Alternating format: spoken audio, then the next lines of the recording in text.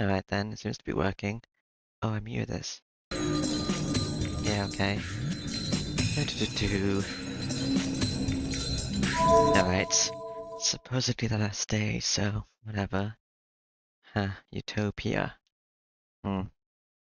How long is this gonna be? 3 hours? 2 hours? I don't know. 1 hour? Probably not. When I wake up, the sun is already way up. The sunlight coming in from outside is faint and the room is dim. Alright. You should have all 3 routes inside us. I don't think I need to get a new application.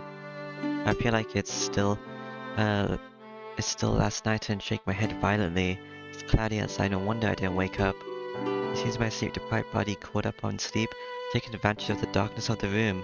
It seems it's already past 1 o'clock. I was sleep-deprived? Oversleeping this much can't be called sleeping in. Didn't he go to sleep just before he went to get Saber? I guess all that fighting really wore him out. Saber, you awake? There's no answer. Saber is sleeping next to me, slightly curled. I wake up when I'm not sleepy anymore. The Saber has to recover her magical energy. Considering how long she slept before, she probably won't wake up until dinner. Huh. I wonder if Lancer's dead. Maybe. I leave the room trying not to wake Saber up. There's no need to wake her up right now. The contest begins at night. I don't think Lancer or Gilgamesh will appear during the day. Don't you know Lancer's name? But you're not calling him. I mean Archer's name. But you're not. You know Lancer's name, but you're not calling. You're calling Archer. Yeah, he's Chu Lane. But you're calling the other Archer by his actual thingy. Why? Just have to come up with a plan. Putting Lancer aside, Gilgamesh will certainly come again tonight. I don't even need to think about it considering his personality and the murderous intent he showed last night. But what should I do? About Gilgamesh? I don't know. He has an infinite supply of known phantasmas, and one of them even exceeds Saber's Excalibur. Well, you did something that could exceed him. You became a sheath. Zerk was a difficult enemy to defeat, but we still could fight him even though we were inferior. We could look for a chance for a comeback even when he was pushing us. But he's different. It won't even be a fight right now. If we use that known phantasma called Error, we will all die. Maybe. I have to find a way. There's isn't long before sunset. There's no solution if I think on my own. Saber, Tosak, and I can't think of a plan then. The church has supervisor, he might know. He might know how to overcome the situation. Oh, we're gonna go to the church again? King of Heroes, Gilgamesh. Kotamin, Kiri said that he would find some measure against that survivor of the last Holy Grail War. We can't find a countermeasure, but the priest might have already come up with a plan. I feel like the priest was probably helping him. He seems evil. Now where are we going? I go up the hill. The sky is filled with grey clouds. Where is this? I don't know this road. Okay, so I'm at the church. The church is the only thing at the top of the hill. Does no one use it during the day? There's no one inside, but even the sound of birds. No one was there at night. Is it because it's a dark sky? It looks more ominous and holy. Metaphorically, it feels like a gallows. Going up the long hill, through the large courtyard, prosecuted before God and falling to hell. What am I talking about? That's not just a metaphor. From the beginning, a church is a place where people die. A hospital is a place where they try to prolong life, but at the same time, it is also a place where people face death. A church is the same. In those terms, no place has more death than here. So you say it's a perfect place for a Holy Spirit to be. The wind is cold. Fastening my collar, I go up the stairs to the church. Alone, but without Saber again. Okay. I have a command spell, I think. Yeah, just a command spell. Kota I came here to talk. Huh. What can I do with a command spell? I don't know the limits of command spells. Into the chapel. There's no one in here either. Kyotohim, is he in the back again? Walking between the chairs, I walk to the altar. Pat pat pat. The dry sound echoes through the chapel. It must be designed for echoes as one person's footsteps fills the room. Kyotohim, are you not here? I call out in a soft voice, it's suddenly strange. I should be calling out in a loud voice if I'm calling for someone. Maybe he's a dead person. But I still think he's evil. He could also be the master of a... I don't know if he's Archer's master or the other master. I know he's somewhere in the back, so I should be calling out in a loud voice. The last person to win the Holy Grail was apparently a coward. Oh wait, that was this guy's father, so no, it can't be the priest. Wait, they said the reason that they couldn't do it was because, he didn't participate in the fights, but he did participate. It's just that he destroyed the Holy Grail. I know he's somewhere in the back, so I should be calling out in a loud voice, but I advance, keeping my voice quiet, my footsteps quiet, and suppressing my presence. Is it because the chapel is so magnificent? I feel like as soon as I reveal my presence, something will surround me and cut off my head off for disgracing God or something. Oh, okay. This guy's definitely evil. I pass through the chapel and get out into the courtyard. I think Kotumin's room is. I advance with quiet footsteps. The church is complicated and I don't know where Kotumin's room is. My memory is vague, so I know I won't be able to get there. Something. I control my breathing. My throat is... It's dry and it's hard to breathe. Something. Why? Even though the hallway is cool and sweat forms on my brow, I stop calling out and examine the surroundings with all my senses. Do I have such? I don't know why, but while I'm walking silently, why is my heart beating so fast? Why? An ominous feeling in this place. Maybe you should have worked with Saber. But you didn't think of that, did you? You know Saber would probably need the exact same information that you need. You're just gonna tell them later, I guess. You know, that's a really dumb way to do it. The same words repeated in my head. It's not like Dosaka's gonna help. Go back, go back, go back. Kotomi isn't here, so you don't have anything to do here. Go home since you're by yourself. Your decision is a mistake. Your actions are a mistake. Your chill is a mistake. Go back, go back. Go back. This isn't bad. There's nothing bad here. There's nothing bad, so go home. That doesn't make any sense. There's nothing bad, so go home. Doesn't you progress then? Ha. Feel sick. I feel nauseous. At times like this, my chill is correct. Your chill? My sense for danger is good enough for an amateur magus. That's why I can't stop suppressing my pounding heart. I look for Kotomin's room. No, okay. And in that way I run into the darkness underground. I see stairs in the darkness. In a small indent between the walls, one would normally miss because of the shadow. Because of the shadow is a narrow staircase. I shouldn't go down there. I bet money on it. Kotomin won't be down there. No one will be down there. There can't be down there. There can't be down there. They can't be down there. They can't be down there. I shouldn't go in there. What? My neck stiffens. Oh.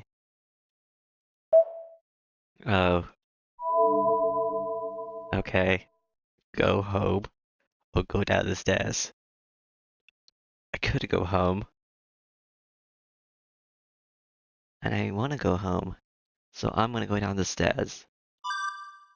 I enter the darkness. I'm going to die, probably, but whatever. It's a room made of stone. The lights aren't on, but the room itself is glowing blue as if it's a living thing. An underground temple.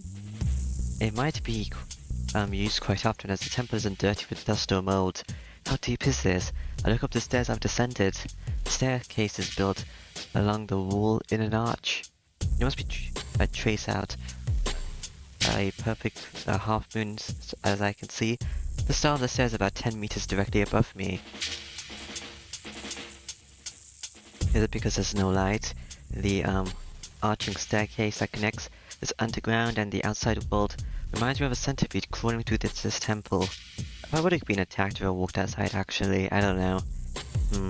I noticed the door underneath the stairs. The symbol in front of me, beyond it, the entrance to darkness is open. I approach the darkness, as if drawn to it. Oh, that's not good. I go through what appears to be an entrance into this place. Is it damp? The floor feels slippery and it's hard to walk on. It's like the time I cleaned the swimming pool at school. This priest is gonna do a villain monologue, isn't he, down here? That's what it feels like. The feeling that bog moss covers the floor, and the feeling that my leg would rot every step I step in, every blah, blah, blah, I stop. It's because I'm scared by the nasty feeling of the floor. It's more than that because I smell an awful stench. I plug my nose in reflex. The smell isn't momentary but ongoing. It's not the smell of meat, but it's not gunpowder either. Is this of formal formalin? Formalin? The smell of medicine fills this room. My senses were numbed as soon as I came underground. I don't feel any chills or pressure anymore, but still, my heart beats like it's expanding to twice its size, and my hands are vermicating like they're going to crumble into pieces. And the worst thing is, it's a figure. Might have gotten used to the darkness. The darkness fades. A trough falls somewhere. Was that a signal? Things that I couldn't see before engraved into my eyes instantly. Ah, it is. A living hell that's somehow familiar. What is this? It's blue. There are corpses. Oh, yeah, probably. There are corpses, there are corpses, there are corpses. There are corpses all around me. The smell of medicine covers the smell of death. That's the cause of the dripping sound. I guess they're not buried out just outside, they're also buried inside. The water is dripping into the corpse's mouth. The slightly open mouths taking the water, and it must have been like that for many years as the lips are swollen and rotten, the jaws are dislocating, dis disposing on stones. Nausea. Aha. I tell myself that this isn't happening. I don't want to think that such a thing can happen, that people can die, but I can't deceive myself. I can tell in a second. Even though there are this many corpses, no one is dead in here. They're alive. They're alive. These things that can only be perceived as corpses, these things that used to have human shapes, are still quite alive. Oh, that's interesting. Why does it keep making that noise? I remember a news story I've heard somewhere. It was a story about a whale, about a guy who survived for a month after being swallowed by a whale. That huge creature had a huge digestive system to maintain its huge body. As if a servant killed someone, they killed them completely. But maybe, no, I haven't really seen that. The great thing is the creature has two of them. The first stomach is where it keeps all the fish it swallows. The next one is the one that digests all the creature it stores. So the man who swallowed lived for a month, being slowly melted into the lightness, warm, stinking meat, lacking in oxygen. In a stomach full of dead fish, he lived for a month, as his clothes and hair melted, a month not knowing when he would be sent to the stomach. And then some fishermen killed the whale, and when they were cutting apart, a smooth and slimy human came out of the stomach like an alien. Yeah, it's a tragic story, but this is just as bad. Oh, why are they alive? Every corpse is deformed, and they lack too many of the human characteristics. Well, if it's like you said, it probably is for the servant Archer, Gilgamesh, no limbs. Those that have had them cut off, those have had them those have had the ends decomposed, leaving only the bone. Those who are on the ground in the cracks in the floor, those who have become holes to bugs splattered on the walls. No matter how they came to be, they have no limbs remaining, and all of them are worn out like rotten trees. I don't even need to know why. The corpses are being eaten by the coffin. I don't know how it works. By the coffin? It's just that the corpses are stuck to the coffin, and the coffin is sucking nutrition out of the corpses. Oh, it's like a living boxes there inside. Oh, okay. The flow of life. The coffin is sucking up magic energy, something close to the soul, slowly, so not to kill the ones it leeches off, and so as to not allow them to live. Sounds of the wind that sounds like sobbing. It seems like screams coming out of the corpses' mouths. Their throats have already decayed, and they cannot let out voices, as already become just an organ to keep them alive. But still the corpses are crying out. In an almost inaudible voice, they scream with all their might. It must be the pain and the fear. They continue screaming, unable to stand, losing their form and being eaten alive. Oh, they're screaming white, which is the opposite of Berserker's black. I hear a sound. The coffin in front of me gasps, oozing. An eye drops off as it turns its neck towards me. So Berserker was enraged, right? So what's the opposite of being in rage? They're in tranquility as they're slowly rotting away. But still, it stares directly at me. The swollen lips move a little. It speaks in a voice that's not even a voice. Where am I? Oh, you can hear it. And ask me that question. Hmm. This would have probably happened to Illy if I sent her here, probably. I'm right on the verge of screaming. No, I can't even scream now. Where am I? It doesn't say it hurts, nor does it ask for help, but it just says it doesn't understand why it's here. Is that the reason? He was like that before he realized it. He lived normally, he went to sleep naturally. I was gasping here when he woke up. His limbs are already gone, sucked by that coffin, rotting away from the ends, unable to move, and he can only believe this is just a bad dream. I might go insane from this scene and from this terrible spectacle, but why? Why what? Lights? I don't recognize them. I've never seen them, but I recognize every one of the corpses. This is the first time I've seen them. They're the people I shouldn't know. They are people unrelated to me, but why are they, as if knowing me, staring at me? Are they people from the fire? Aha. I have another question. Is it a coincidence, or do the sacrifices have to meet this condition?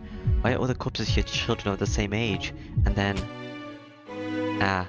Oh, welcome, Emiyashiro. Suddenly I'm tapped on the shoulder from behind as if greeted by a friend. Oh, freeze probably. My body freezes at this sudden event and I can't even turn around. But I don't even need to turn around to tell who that person behind me is. Kotomine, Kiri, the priest of this church, the man who made this hell, and a devil I must not meet more than anyone else in this place. What awful timing. It's foolish of me to prepare food for you thinking that you would come soon. I was unable to welcome you last time, correct? I thought I was attending to your needs, but it seems we missed each other. Were you going to drug me? Good thing I didn't try to leave. I can't talk. The priest's hands are heavy on my shoulder, but I cannot approve of trespassing. If you do such things, you will, end up seeing things you should not. Such as truths that might send a relationship back to a blank page. The priest's voice is more cheerful than I've ever heard it. Kotimi Kiri standing behind me with his hands on my shoulder is definitely smiling. Oh, he's happy, okay. That's why I'm frightened. Why, you don't like happy people? What is it, Emiyashiro? You came to talk, so it does not, it does no good for you to stay silent. I'm disappointed. Is the spectacle really so outrageous? The priest says inhuman things in a cheerful voice. Does this man not feel anything when faced with this? Ugh. I don't even need to tell him this scene is outrageous. Oh, that is cold of you. It is simply compassion to say, that it is not even if you might think it is unpleasant. To all you guys are like brothers and sisters, I do not think they will be saved if you act that way. Just now, what did this man say? What did you say? I said that you and these corpses are fellow mates. By whatever means, you will survive that living hell. Even if you have no blood relations, I believe the connection is close to that of brothers and sisters, am I wrong? Oh, they were from the hospital, after the fire. Probably that's why we're showing the lights. I see, that's why I thought I recognized them. This is the continuation of 10 years ago. I thought they just kidnapped anyone they could when the fire took place. And this place is the continuation of that hospital. My head spins. Children who lost their homes and parents. They're supposed to be sent to an orphanage and stay there until they found someone who would adopt them. But I was adopted by Emiya Kiri Sugu before that, and I did not know what happened to them afterwards. I had avoided thinking about it. The orphanage was the church on top of the hill, and I could have gone here any time if I wanted to. But still I hesitated. I felt it wasn't unfair for me to be adopted and then go see children who didn't get adopted. So if I was to meet them, it would be in town. We would meet accidentally, be able to talk normally, and we would be over the fire incident. I was looking forward to such a meeting, thinking that we would surely meet, as it's such a small town. So why have I not met even one of them? Kotomine, this is Emiyashiro. If you had not been taken by Emiya Kirisugu, you would have been one of them. That is right. Not this is. Do you understand? You alone survived once again. Everyone around you dies, but you survive. What do you think? Do you not think it's unfair? Wow, okay. Classic hero thing. Surviving alone. my pulse returns, my frozen body defrosts in an instant. Oh no, I'm not criticizing you. This is rather delightful, Emiya. Shiro's survivabilities are impressive. Honestly, I did not expect you to remain until the end. This is why I have allowed you to be reunited with your brothers and sisters in your final moments. Oh, okay. You really are lucky. I was planning to blow the space shuttle up after today, so you barely made it. 10 years now, I kept them alive to feed the servant, but it's coming to an end. I cannot hope to extract the same amount of souls as when I started, and there's no more need for food in any case. All that remains now is to kill you and your servant. So you did keep Archer alive. I was right. With that word, I break all restraints. I move my body which had been bound. I fling the hands off my shoulders and throw myself forward and turn to face the priest. Kotomi knew. Does he look different? No, he doesn't. I face him facing enough distance behind us. In that moment, I feel a powerful shock from behind. Oh, it's weird. I can't breathe. A sharp horn is growing out of my chest. The horn looks like the head of a spear. That's strange. How can a spear be growing out of my chest? Oh, it's a lancer. I have not yet told you. I shall formally introduce you. This is my servant. I turn to look back there. A blue spearman is standing, piercing my chest. The lance is pulled out of my chest. At the same time, a sharp pain runs through my head, as if to burn my brain. All is painted red. I'm lying on this slimy floor. Push on my arms to get up, but my body is too heavy. I can't move, not because I'm bound, because I lack things people need to move. The pain in my chest exceeds the blood. Lost its power to drive me unconscious. I can't pass out. Taken fatal wounds several times before. They were all so bad that they even numbed my senses. But this is different. It's a fatal wound, but the pain is too real. Yeah, you're trying to Lancer again.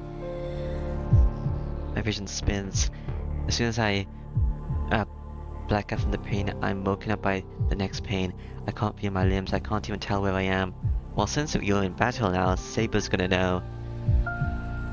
Not Saber can come to save you. All I feel are pain, nausea, and a temptation that it would feel so good to just disappear.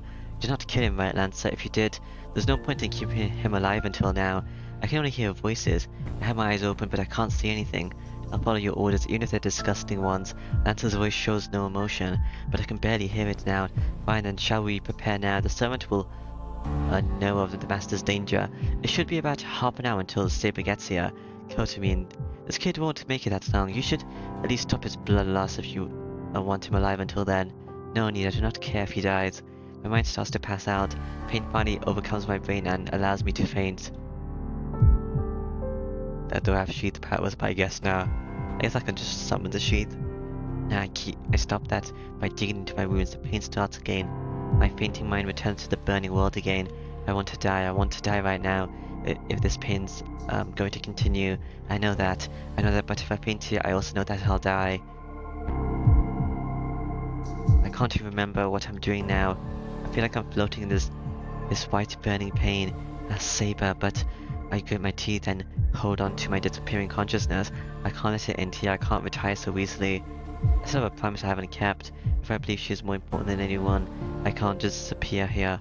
What's your promise? Status green updated. Oh, is it Saber?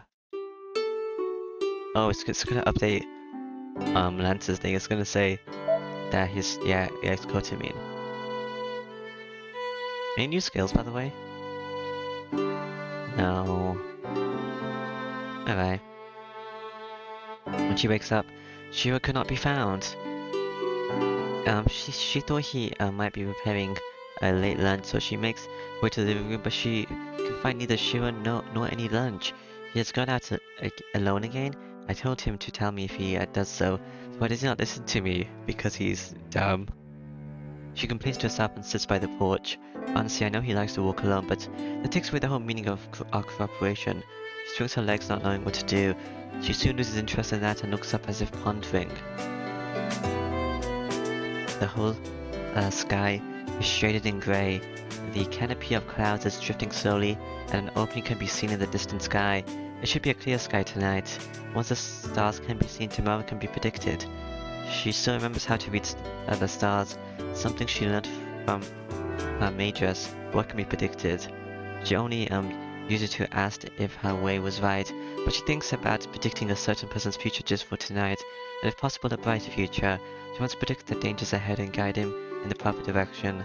The one she worries about is so reckless that she cannot sleep unless she does, so... Well, the problem is the stars that can be seen from this town. Come to think of it, she's never looked up at the sky until this day. All she cared about was winning the Holy Grail War, and not reading the stars for someone else. She knows it's not like her, but she still tries to read the stars, and she waits for nightfall to come. When you only get a warning soon, so whatever.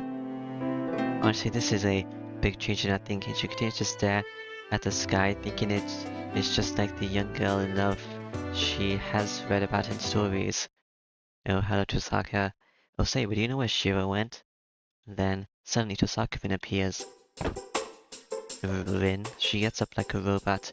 What is it? It's not like I'm surrendering to Shiro, she says so with a red face. Oh, was I interrupting you?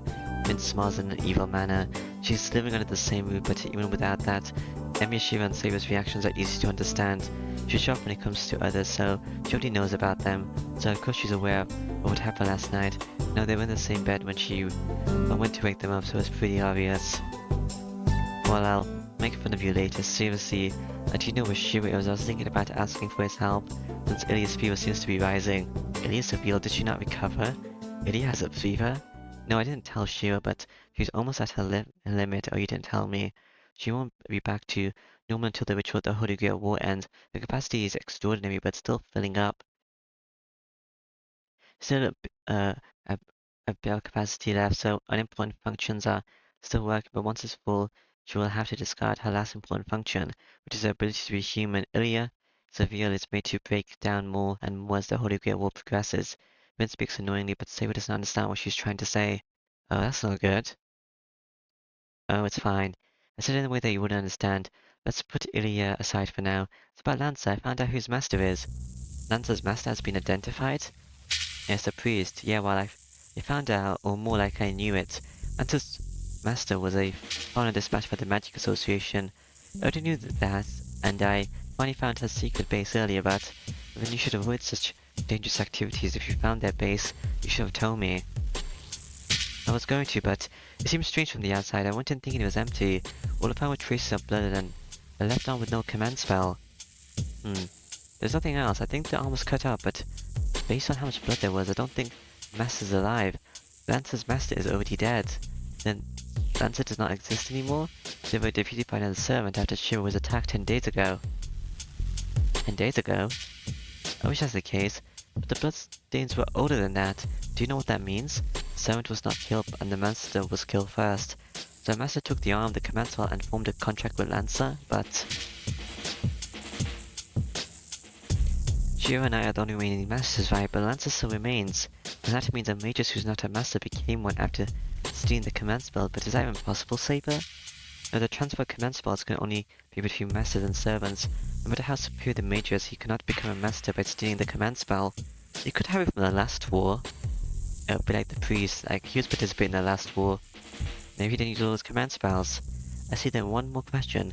Is a master still a master if they have their command spells and their servants, even after the Holy Grail disappears? It's just as you say, as long as the command spell and the servant remains, the mage just retains the rights of a master even after the Holy Grail War. Saber realizes the meaning of Vin's question and swallows her words. Then you think that the one who killed Lancer's master and formed a contract with Lancer is... Yeah, I can't think of anyone else in that case. Lancer's actions make sense. He seems like his role was to inspect the servants, right? Usually they expose their true identity when they fight, but he wasn't even hiding his. So that must mean he was only there to collect information. I feel the same. He did not fight to the end, even when he fought with me. Once they have used no phantasma, it should be a rule for the servants to kill their enemies. This is why you shouldn't have told the priest about Saber's situation. Right, so Lancer's master has another servant. He collected information using Lancer and attacks with their own Unknown 7 is a great strategy. Well, I'm sure it's a painful answer. He had to fight 6 servants, study the techniques and return to his master. Fighting all 6 servants to a duel is quite outrageous in a way. Rin goes quiet and ponders. Did she follow suit? Saber feels a chill for some reason. Lance's master has already been killed. An unknown master who uses rogue spirits are that egregious to collect information. And as our master planned, the only 7 remaining are Lancer and Saber. What about Gilgamesh? Oh yeah, I guess Gilgamesh wasn't part of the plan. If the enemy is such a person, it is not dangerous to leave Shiro by himself, even during daytime. Is it not? There were several enemies before, but there are no other enemies now. If they only have to defeat Shiro, the enemy might not follow the previous plan. I mean, do you know where Shiro would be? Once she starts to think like that, it will not stop. She cannot leave Shiro alone, even now Shiro might be in danger. Yeah? I don't know, I asked you because I didn't know. But he might be at Kiri's. He went off to talk to him before too. To that church? What's wrong, Saber? Do you know something against that church? No, it's not that, but church is not a holy place. It is stagnant with death to the same level as the Rido temple. Isn't she regrets that Shiro might be there by himself? A vision of some other place pops into her head. She glares into the distance. She looks in one direction towards Kotimin's church on top of the hill. There is no time. Saber leaps out of the yard and jumps over the wall. Hey Saber, what are you doing? I'm going to the church, but please take care of this place, Rin. Without even turning to Rin, she jumps off. She runs like a bullet. I wonder if Rin's gonna come. Wow, that's quick. She reaches the place without stopping or slowing down. They said it takes 30 minutes. If anyone saw her, it would have just looked like a sudden gush of wind. The wind is clad in silver and blue armor. Saber is armored as soon as she sees the enemy's territory. She did not intend to arm herself. She had decided to arm herself once she entered the church, but she could not help it. As soon as she saw the church, her mind burnt up and made her arm herself. Her chest is burning. The notion that has been assaulting her is not hers. It is the chill that is coming from her master, a hopeless sense of death. She does not know what is going on. The only sure thing is that Emir Shiro is on the verge of death, and there's no time. His wound could cause him to die any second. The pain the chill goes around her body causes a sickening nausea. I guess he won't create anything unless Saber's there to almost die. It is less than 1,000th of the pain Emir Shiro is feeling. She cannot stop her nausea. The master's wounded that badly, or not to live. She will not make it, even if she rushes with God's speed. Aren't you at the front door? He's dying right now, and she might lose her master in front of her eyes. Then she imagines that her rationality disappears. She just has to rush to her master as soon as possible. If God's speed isn't enough, she has to break through the reason of God. And fortunately, this is God's house. Her enemy is God's messenger. Her anger glares down at the church. Okay. She crashes through the door and enters the chapel. She does not see the chairs. She ignores the path that goes through the chapel, through the courtyard and down the stairs leading underground. Oh, you really know the layout, don't you?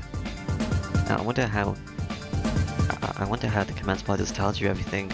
And all that's left are the demolished walls and the floor of the church. Incidentally, she is not that violent. She tries to open the door softly and did not put that much magic energy into her legs when she kicked off the ground. She really could not control them. She goes down the stairs and reaches the underground temple. The sense of death is near. Actually seeing it, her anger goes over the limit. Anger towards herself and anger towards the enemy who did such a thing. Yo, I'm sorry, but this is it, Saber. She could not even hear the voice of Lancer blocking her way. She is straining at her limits, and it seems she cannot loosen up no matter what happens. And enter the interlude? No. Her master is down in the darkness, in the back room. In the middle of the room, full of blood corpses, he is on his stomach. Is it gonna be another magic circle that's gonna take control of her again? I don't know. Blood is pouring out of him, and his gasping can be heard even in the temple. He's still alive. All that while she is relieved, she shakes from having left him for so long in that state. Shiro, Saber heads to the back room. I know they were trying to keep him alive, but how did they keep him alive in that state? There's a guard in front of it, holding his lance between him. Behind him, the blue spearman looks at Saber with fearless eyes. Yo, I'm sorry, but this is it, Saber. Didn't you already say that? Saber, she does not hear his voice, so she does not stop. You ignoring me, huh? It is, as one would expect for him to block it while he was talking. Lancer blocks Saber's surprise attack but cannot defeat its power as he retreats to the wall. But that makes the hesitation go away. There is no time to fight Lancer now. Just to save her master who's on the verge of death. Heh, is that kid that important to you? I don't mind, but in that case you really can't leave me alone. Saber stops at the entrance. What do you mean by that, Lancer? Well, I'm the one that stabbed him, but this is actually the second time I did. He stayed alive the last time I did, for some reason, so I pierced him for sure this time. You used gay bulk on Shiro. Don't worry, I didn't hit his heart, but the curse is still there. You used gay bulk, but you didn't say anything. This is a lance of cause and effect that reverts the cause and effect. The one cursed by this thing cannot change their fate unless they have great luck. To put it simply, the wound made by Gale Bug cannot be healed. The one curse cannot heal and bears the wound until they die. As long as this lance exists, that changes the air. Saber's eyes finally regain intelligence. I guess he's lying. You finally understand. You want to save that kid, right? Then you'll have to sort your match with me first. Lance's beast-like killing intent comes at Saber. But it's true that Lancer is serious, but... Are you insane, Lancer? A Lancer would fight a swordsman in this small room. I cannot believe such a foolish idea would come from you. I shall let you go if you leave now. Leave that lance and disappear. I do not want to slay you in such an undesirable battle. Isn't that a more foolish idea? What kind of heroic spirit would discard their partner? I didn't pierce him to make some kind of deal. I'm here to fight you, Saber. There's no dishonor in his words. Lancer does not intend to let either of them leave here alive. For him, this is the first and last battle where he can go at full strength. Lancer's wish is not for the Holy Grail. He wishes only for battles appropriate to heroic spirits. Such a simple wish that should have been easily granted to a normal servant was never granted to him until now. Therefore, he has no intention of losing out on what might be his last chance, even if it happens to be an unfavorable situation for him. Alright then, I shall just slash away that lance along with you. Well, I guess the next time you're summoned you're gonna forget about this anyway. Saber readies her invisible sword and faces the Blue Knight. Well said, to be honest. I'm glad you're the only one left, Saber. Lancer's lance runs like a flash of light. Saber confronts it straight on. If Emi Yoshiro sees Saber fighting, he is gonna finally get the will to use this projection. The rematch begins with both of them executing powerful blows. Alright. Interlude out. Oh?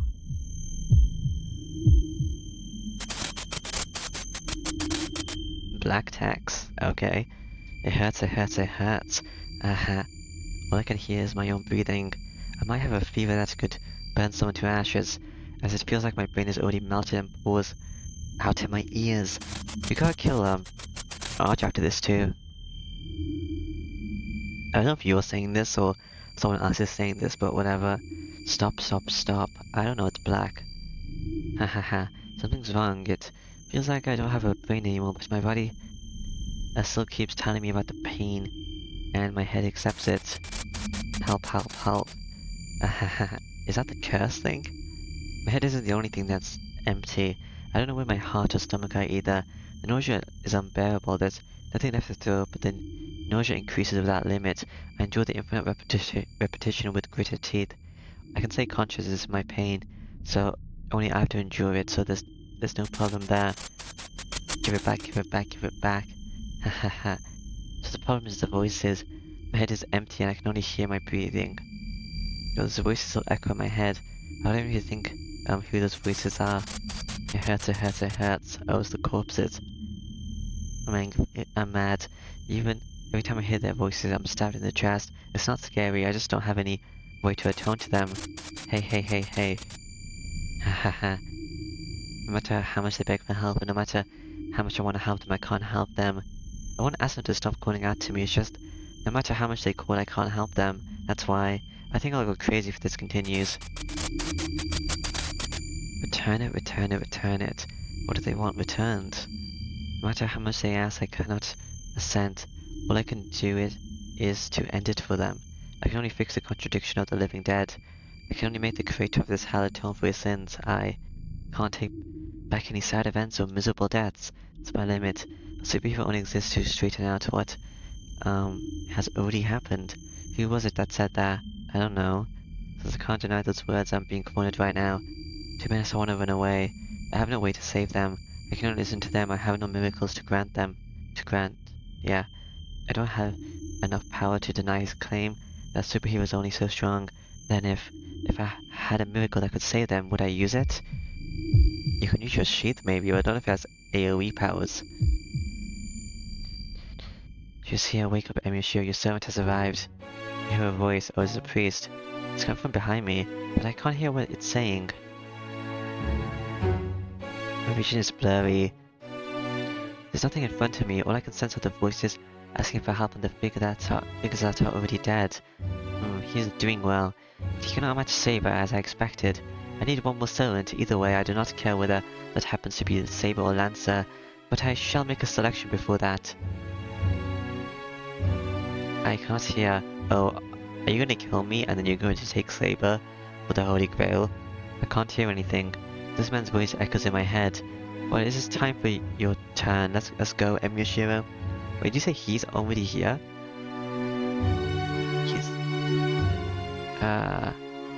He's doing well, but he cannot match Lancer as I expected. Is Archer here? My head is lifted. The man grabs my head and pulls me forward. Lets me feel the man behind me. The man has swallowed black corruption, what? His heart is black and it seems like he's surrounded by an unknown darkness. The black corruption reaches in front from the outside world and it's like a chain binding the man. What are they talking? What's black corruption? I don't know what it means. Only one thing is clear. This man, Kotami Kiri was just like me. His body had some kind of fatal wound and he is compensating for it with that unknown something. As I heal using Saber's powers, Kotami Kiri is maintaining his corpse-like body with his black corruption. Huh. That is it, Saber. Lower your sword if you wish to save your master. What's going on? My vision is so blurry and I cannot even raise my head. You too, Lancer. We are partners seeking the Holy Grail. After all, we should not kill each other so recklessly. If Saber only comes to pick up the smile, I would gladly let her do so. A gloomy laugh. Do you think I would believe those words coming from one who has killed Lancer's master and is about to kill my master as well? Who is he talking to? I can't hear the voice, but the sound rings through my fainting mind like a bell. Trust me, I do not wish to fight you. Things have turned out like this, but I will not interrupt you if you wish to seek the Holy Grail. At the beginning, my role is determined to be the possessor of the Holy Grail. You two are more than qualified. Therefore, if you wish, I could give you the Holy Grail right here. You saying the Holy Grail is here? It's here. The Holy Grail exists everywhere. It is a shapeless vessel to begin with. Its completion depends on when, where, and what it is summoned in. The church is sufficient just to summon it. Of course, the Holy Grail is incomplete. It has more than one servant remaining, but you should still be able to grant most wishes. If that is not sufficient for you, then you may continue fighting. I do not want that, but I shall accompany you if you choose so. Is that fine with you, Lancer? It's not. We don't need to go that so far. We could decline the match right now if we wanted to. In this situation, you are disadvantaged in this room. And Saber would not be able to fight if she is concerned for her master. I do not think this would be a satisfying battle for you. A spitting sound. It seems that the man has reluctantly agreed. Fine then, let me ask you one thing. What is the Holy Grail? Isn't it meant to only appear when there's only one of us left? Did the thing that summoned us trick us from the beginning? No, it is true. The Holy Grail will not appear until there's only one servant left. But the vessel which the Holy Grail will appear is a different story. Let's prepare with a shade from the start, and power flows into it until the Holy Grail is summoned. Since only two summons remain, it should begin to acquire powers as the Holy Grail. Is that not correct, Saber? You made to the end in the previous war. You should understand what the Holy Grail, head by the Ensburns, is. Yes, the Holy Grail is always here and waits to be filled with the blood of the sacrifices. But do you not think that is sad? You do not need to wait until only one remains. It should be possible to grant your wishes right now. So there's no meaning in killing each other right here. Is your opinion is certainly correct. But then who are you? Is your objective not to obtain the Holy Grail? I told you that I am the selector. If an appropriate person exists, I shall give out the Holy Grail. For that I wish to hear from you, Amiyashiro. Body moves. My head is grabbed and my body is lifted. It hurts. The wound in my chest opens up. The pain makes my vision go white. You.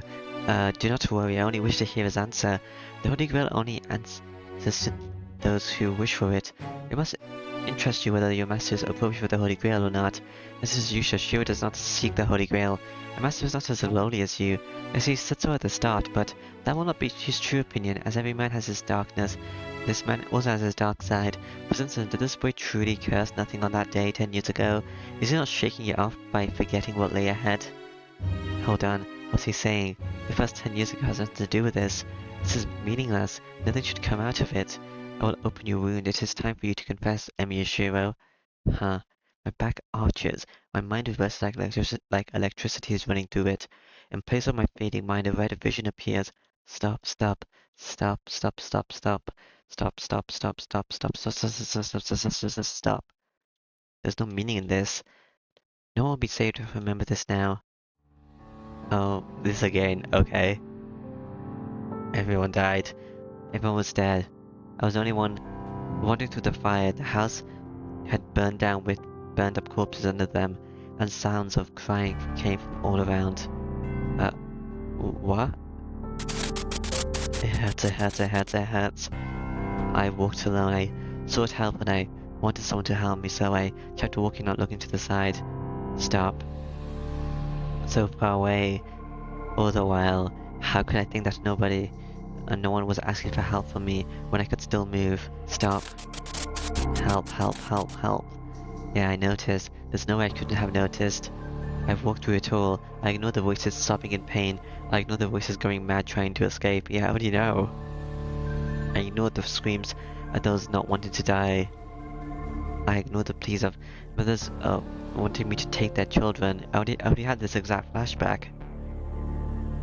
Or it was a dream.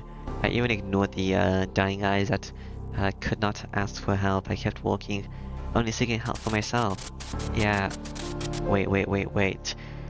I was tired of looking at corpses. I was already tired of seeing people die in pain. I thought I couldn't save them. I thought they would die no matter what I did. That's why I never stopped. Stop. Give it back, give it back, give it back, give it back. I thought I had to live even a second longer because I had to go that far. Yet there were people who died without being able to do anything. As long as I could do something, I thought I had to live. Stop. But my heart was almost crushed. I held back my tears and walked on in search of an escape. It was hard to live on while ignoring the pleas for help. I knew. It would be easier if I had apologized, so I never apologized. I believed that would be my only sincerity, as I could not do anything. Stop. Stop what? Light. It hurts, it hurts, it hurts. And as I wished, I alone was saved. The only ones in the hospital were children unfortunate enough to be in areas near where the fire occurred. I didn't want to know about it, but the man in the white coat told me, in that area, I was the only survivor. Stop already. I saw people dying in pain.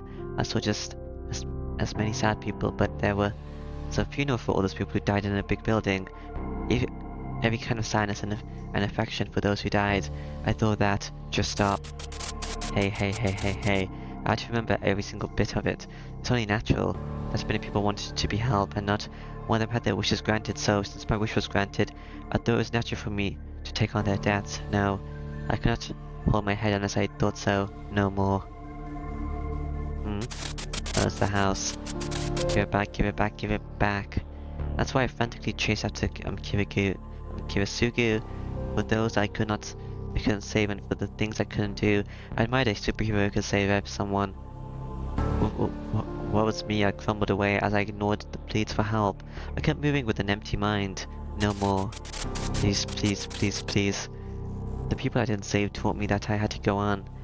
Well, what was lost within all that? I just thought by going forward in the place of all the people that died. I couldn't think of anything else. I sealed away any memories before that, so I would never think about them. People kinder than anyone else, memories of those who were my parents, so as not to recall them and go back. I'll seal them tight thinking I was already dead. Don't open it. It's not painful. Emiya sure was happy. Being adopted by Emiya Kirisugu, so? If you have never thought it was a mistake. I'm telling you, don't open that. Don't open what?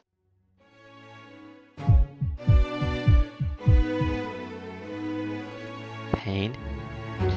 Alright, the pain in my chest pulls me back to reality. My nausea doesn't stop, my limbs are numb, my head is burning, my breathing is ragged. Return it, return it, return it. Well, that dream sequence was nothing. It didn't show that I had some inner darkness. Their voices are echoing in my head.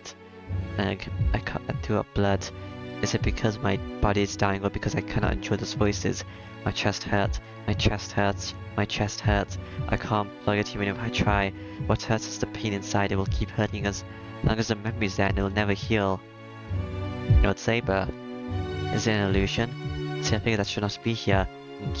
So I have to bear this. I can't think about wanting to die. She's here even in this illusion. I have to act like I'm alright. It is a deep wound. It will be painful if it is not healed. You should not end your life bearing that.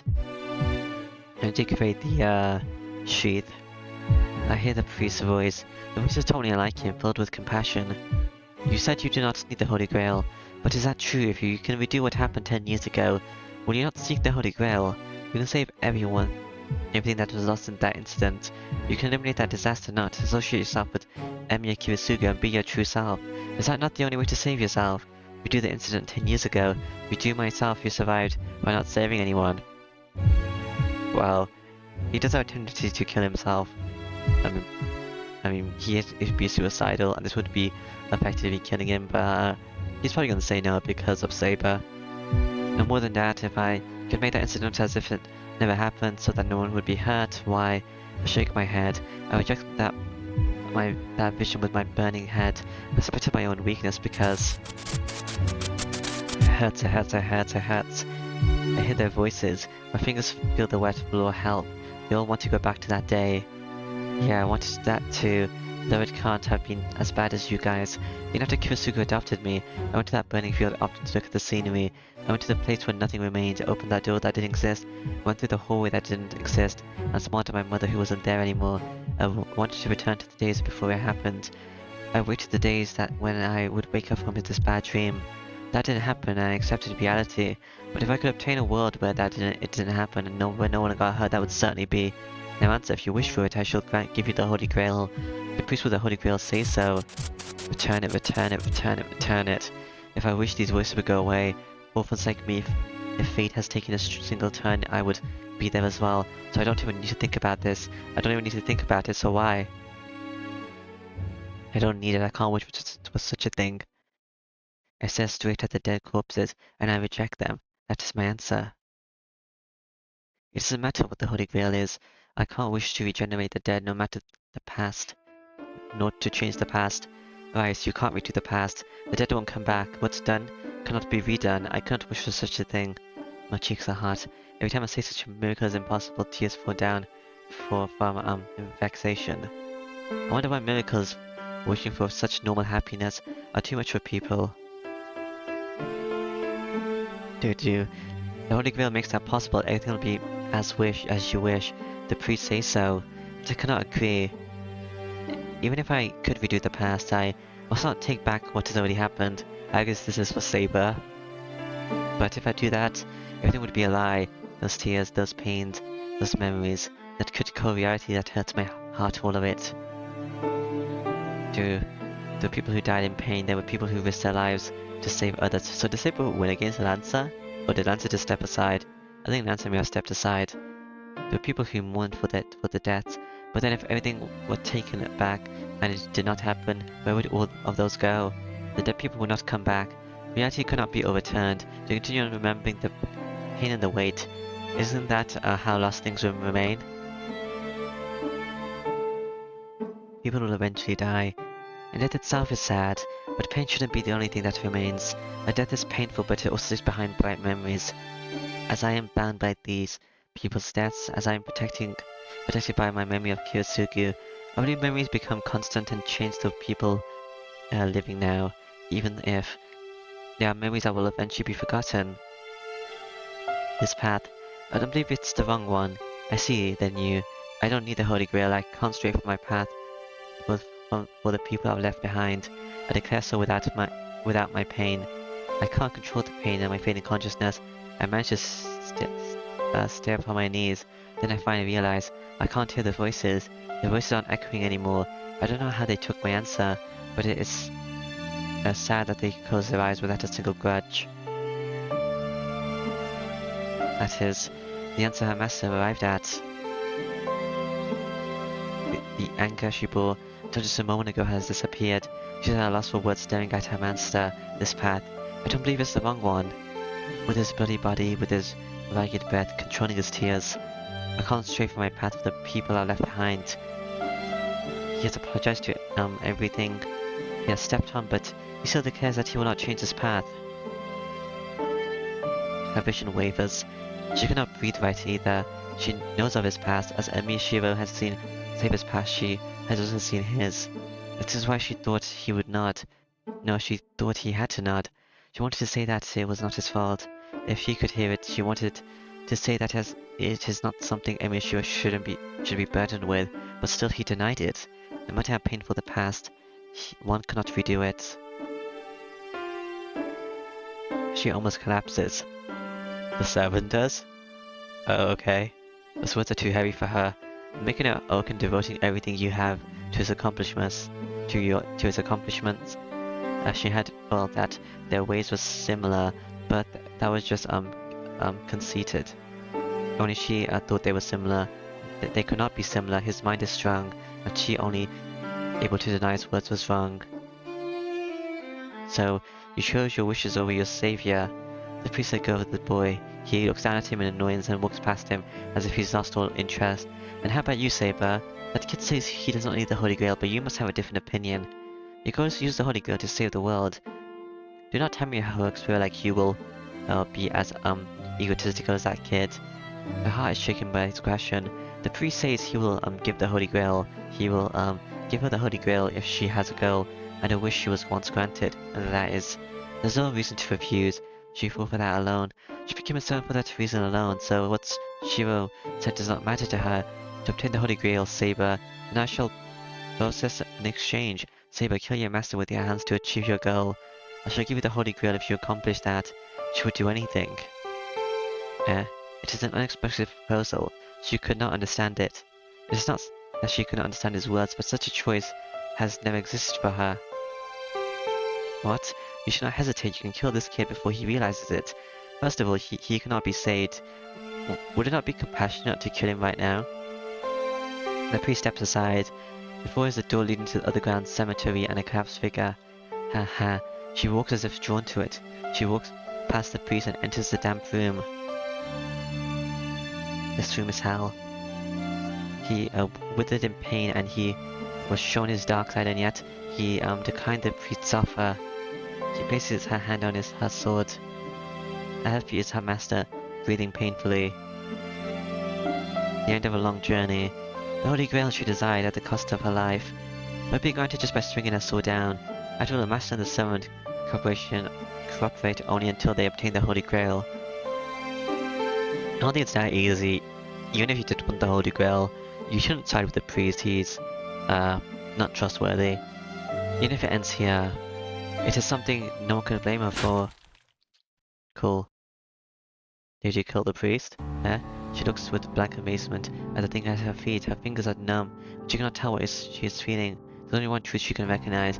Her master's life has been ended by his own protector's actions. Shiro? She only considered it. She wished for the Holy Grail only for an instant.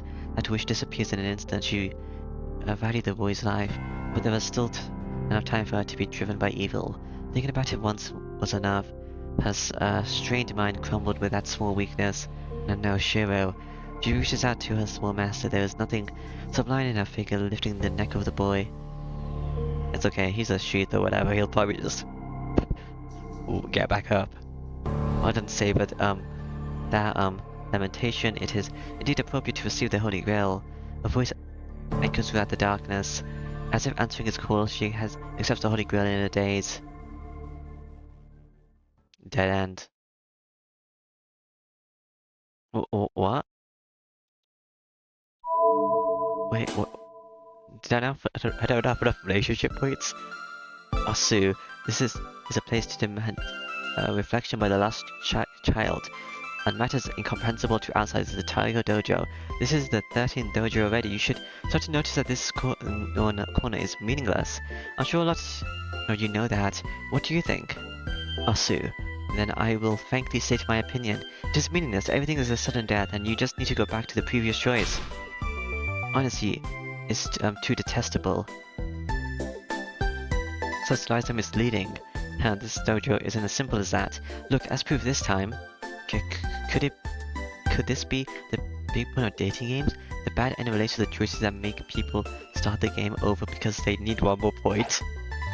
Right. The heart padding system everyone hates. Bad end from affection score check. Alright, we can finally give a proper advice, Tiger. It's over.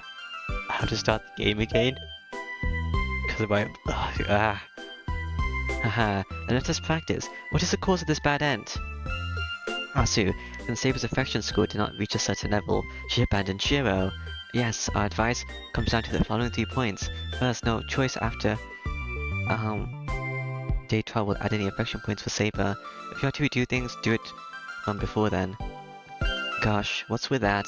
They should make it a bad end on day 12.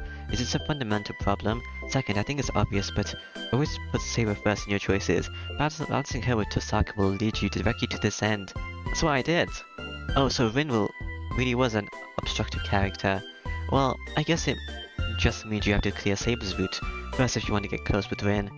Third, the affection score should have been met if you've been playing normally. If you're going to restart it, you best restart from around day 7. You will pass the requirements by day 8 by the earliest. But you can get to meet me if you go outside on day 8. If you stay in the house, one Saber affection point will be added, but I guess you won't need it if you're playing properly. Wait, is that why I died? That is all.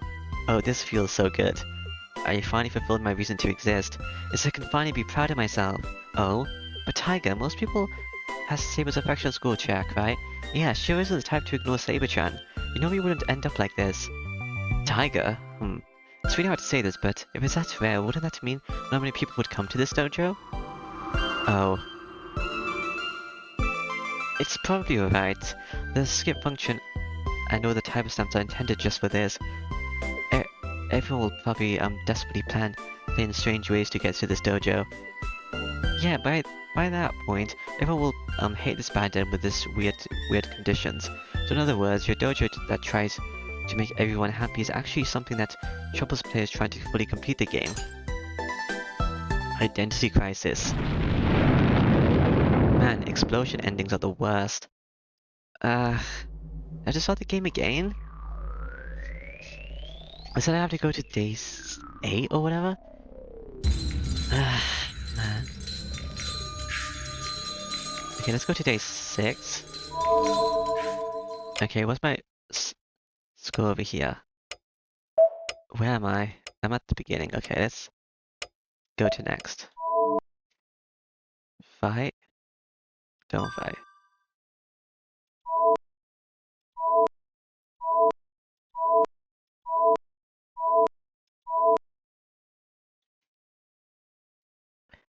Alright. Where am I? Okay, let's start saving here. I want to know why she seeks the Holy Grail. No.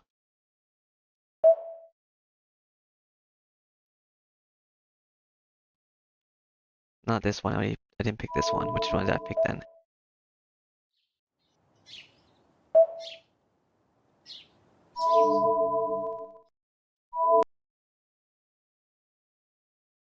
The reason for fighting? Okay.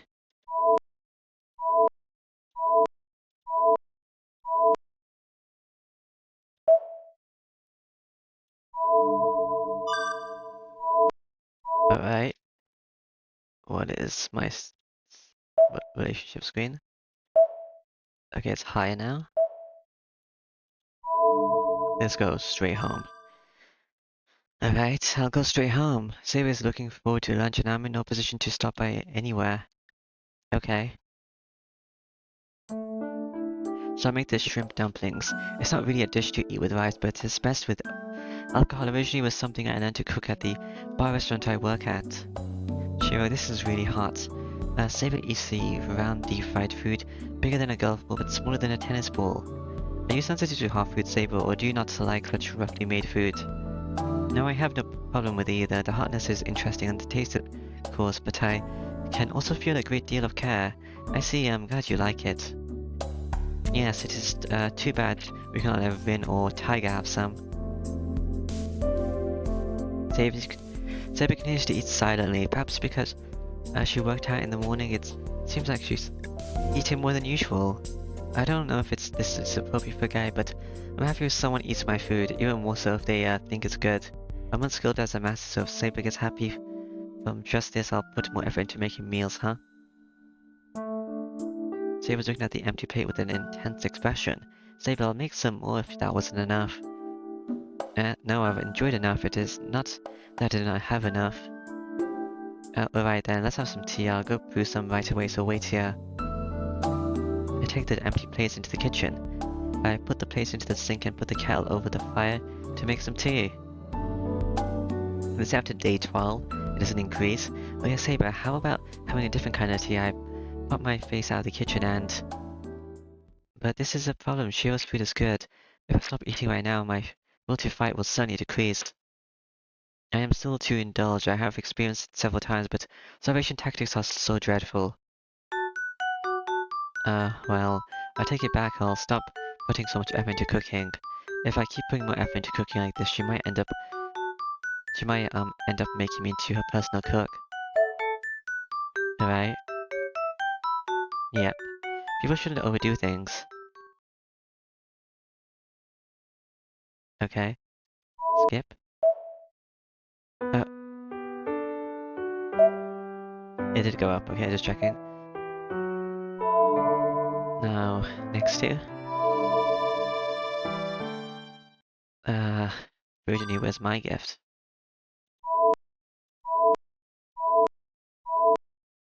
This is still day 9. Go to Tosaka or wait quietly. No, wait quietly.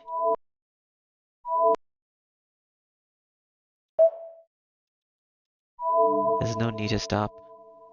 Oh, I can't block it myself. Is it I can't block it myself? And then it's... I can't match her. Summon Saber. Is there a light around one of them? Wait, he on standby, yeah.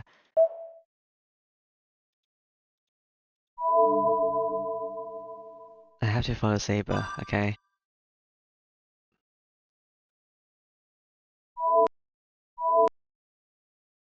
Okay, I didn't do this one, actually. I know this increases my relationship with Saber, which is a thing. But I'll do it, I guess. There's like a 4. I'll put it up a bit. Went to Saber. I can't leave Saber alone. Right was going the book that Shinji's command spells has burned. Shinji doesn't have a servant anymore and he has lost his command spells as well. I can call the match settled. So the priority right now is Saber. Saber. I run to her. The golden sword isn't in her hands anymore. It has disappeared. Only Saber herself remains, but... Huh? Saber doesn't look well at all. She has sweat on her brow and her breathing is weak, yet irregular as if she has a fever. No way. Hey Saber, what's wrong? I call out to her timidly, but she doesn't answer. This should go by a bit, I think. She's unconscious. Saber, touch her forehead. Ow. I automatically pull back my hand. It's unusually hot. If this is a fever, she's over 40 degrees. Saber, hey, are you alright? Even when I call out to her, her only reply is heavy breathing. I don't know what the hell's going on. I don't know, but we can't stay here like this. I'm gonna take you home. If you want to object, do it later. I'll pick up Saber. She's light. She was light before, but she's lighter now. No, more than that, she's warm. She's alive. Saber's still Saber. I'm angry at myself for hesitating. Damn it. So what if she's a hero? What do you Saber is she's here right now and she's warm? How stupid of me to think there's a war between us in spite of that. I'm going home right now. Stay still until then, Saber. I'm still holding Saber in my arms. Still feeling of victory. What if it is Saber in my arms breathing painfully? Does that up the relationship with Saber? I don't know. I did get here. Hello, Tosaka. Uh, where is it? Relationships. It did not go up this time. Okay. I'll skip.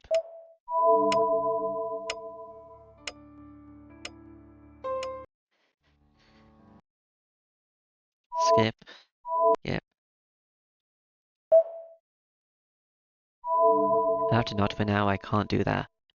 I have to nod for now? Oh. This. Okay.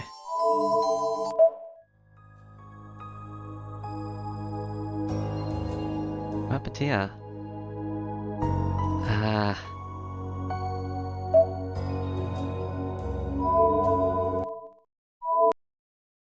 I can't do that. They said after this one, so I guess I can still do over here. Ah.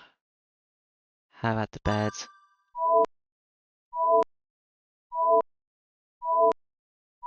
This is the dragon stuff. Okay. I think if I say I'm worried about Saber, I might die, but I need the relationship point, so... I wonder if Saber's really alright. She says she'll have no problems fighting, but isn't it hard on her fighting Berserker when she was so weak before? No, I'm more worried about no Phantasma. I will not be able to maintain my body if I use it. Saber said that. That means that Saber will disappear the instant she uses that sword. Saber.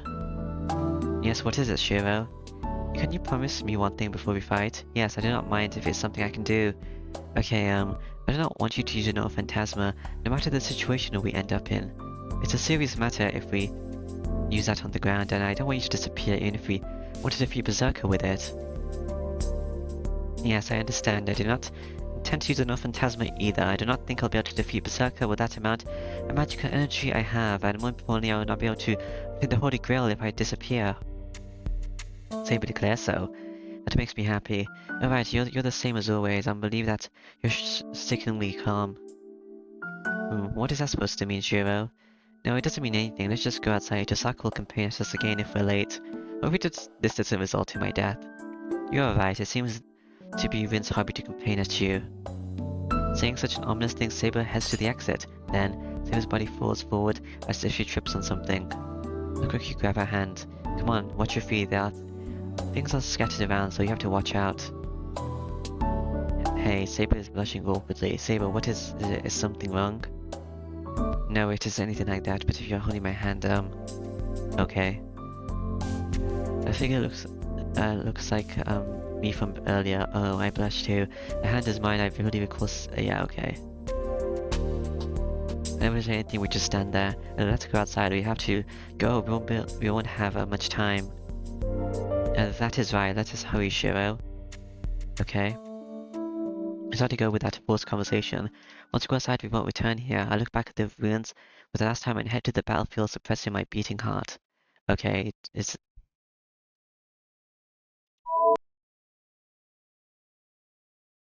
I fight it back with a bow. Is that the only option? Don't use it. Protect Ilya. Yeah. I'll save. Give me a second. You know what? It should go up a saver with doing that. It did. I think I missed one at the beginning where it was like Rin was doing a magic cycle thing, and if that's the issue, then that's really annoying. But I talked to them a lot this time. Okay, let's have lunch. That's fine. Oh, okay. So lunch. Question one.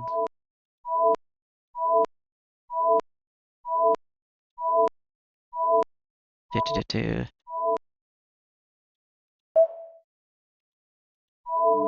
Let's take Saber. I'll go with Saber. Leave into Osaka.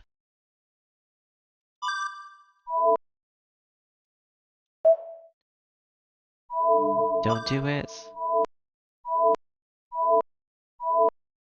Is it getting close to it? Parting at the bridge. Oldest king. Gilgamesh. Stand up.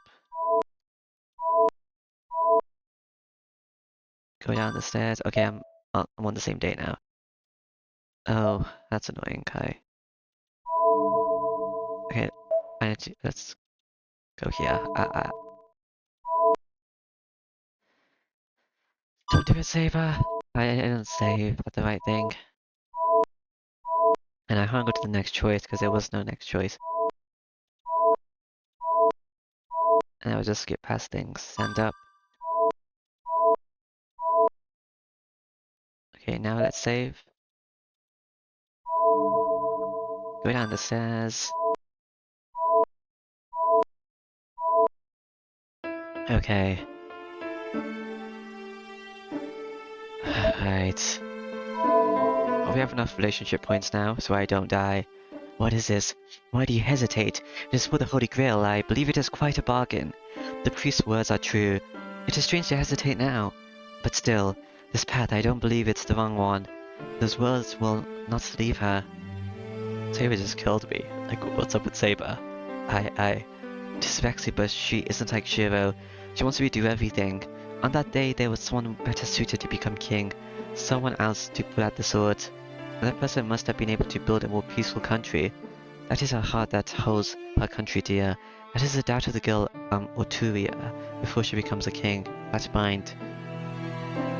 The mind she left behind the day she drew the sword. Why did she not realize it before? I can't stray from my path. For the people I've left behind. That is her heart that holds her country dear. It is the mind of a girl before she became a king. But it is not the heart of a king. The only one the king believes in was herself. To deny that would be to deny everything she had taken away. Things lost will never return. I must continue to appeal to his pain. This figure hurts her so much. What did she tell him? That she could not start a new life? She continued to refuse him, saying that she has duty as the king. What duty is that? To resurrect the destroyed country? To choose a more appropriate king? Or, does she only wish to make the destruction never happen? That is wrong. Yes, that is wrong. She was raised and lived as a king. There was no mistake, so if the result was ruin, why would she not accept it? There are no regrets. If one could be proud of one's life, one should not wish for another chance. I see now, Shiro. Shiro's lamentations pierce her heart. He said that the tears would go away, that the pain would go away, that the heaviness in her heart would go away as well. That is salvation by elimination, but if everything were made to never happen again, what would happen to all the things taken away? She has taken away many things and killed many. To bear the pain and regret it is a requiem. So if she wishes for another chance, it should be from this moment on and not from the past. If there is something she could not do, she should not go back to the past to accomplish it, but rather she must start to establish the wishes that never came true from this moment on. She is no longer a king as she has lost her country, so her wishes would be for herself, she says. No. It's not something that should be wished for. It was her decision to become king. It was never painful for her. Even if no one understood or accepted her, she believes that what she desired was something she should be proud of. I didn't know this was a Saber's route until it was too late, I guess. That's why I got the bad ending. So I guess canonically I die. At the least the girl pulled the sword out of believing so. This is the answer. Saber kills me. Just like him, this is the only answer she can be proud of. Yes, she remembers the oath that she had taken a long time ago.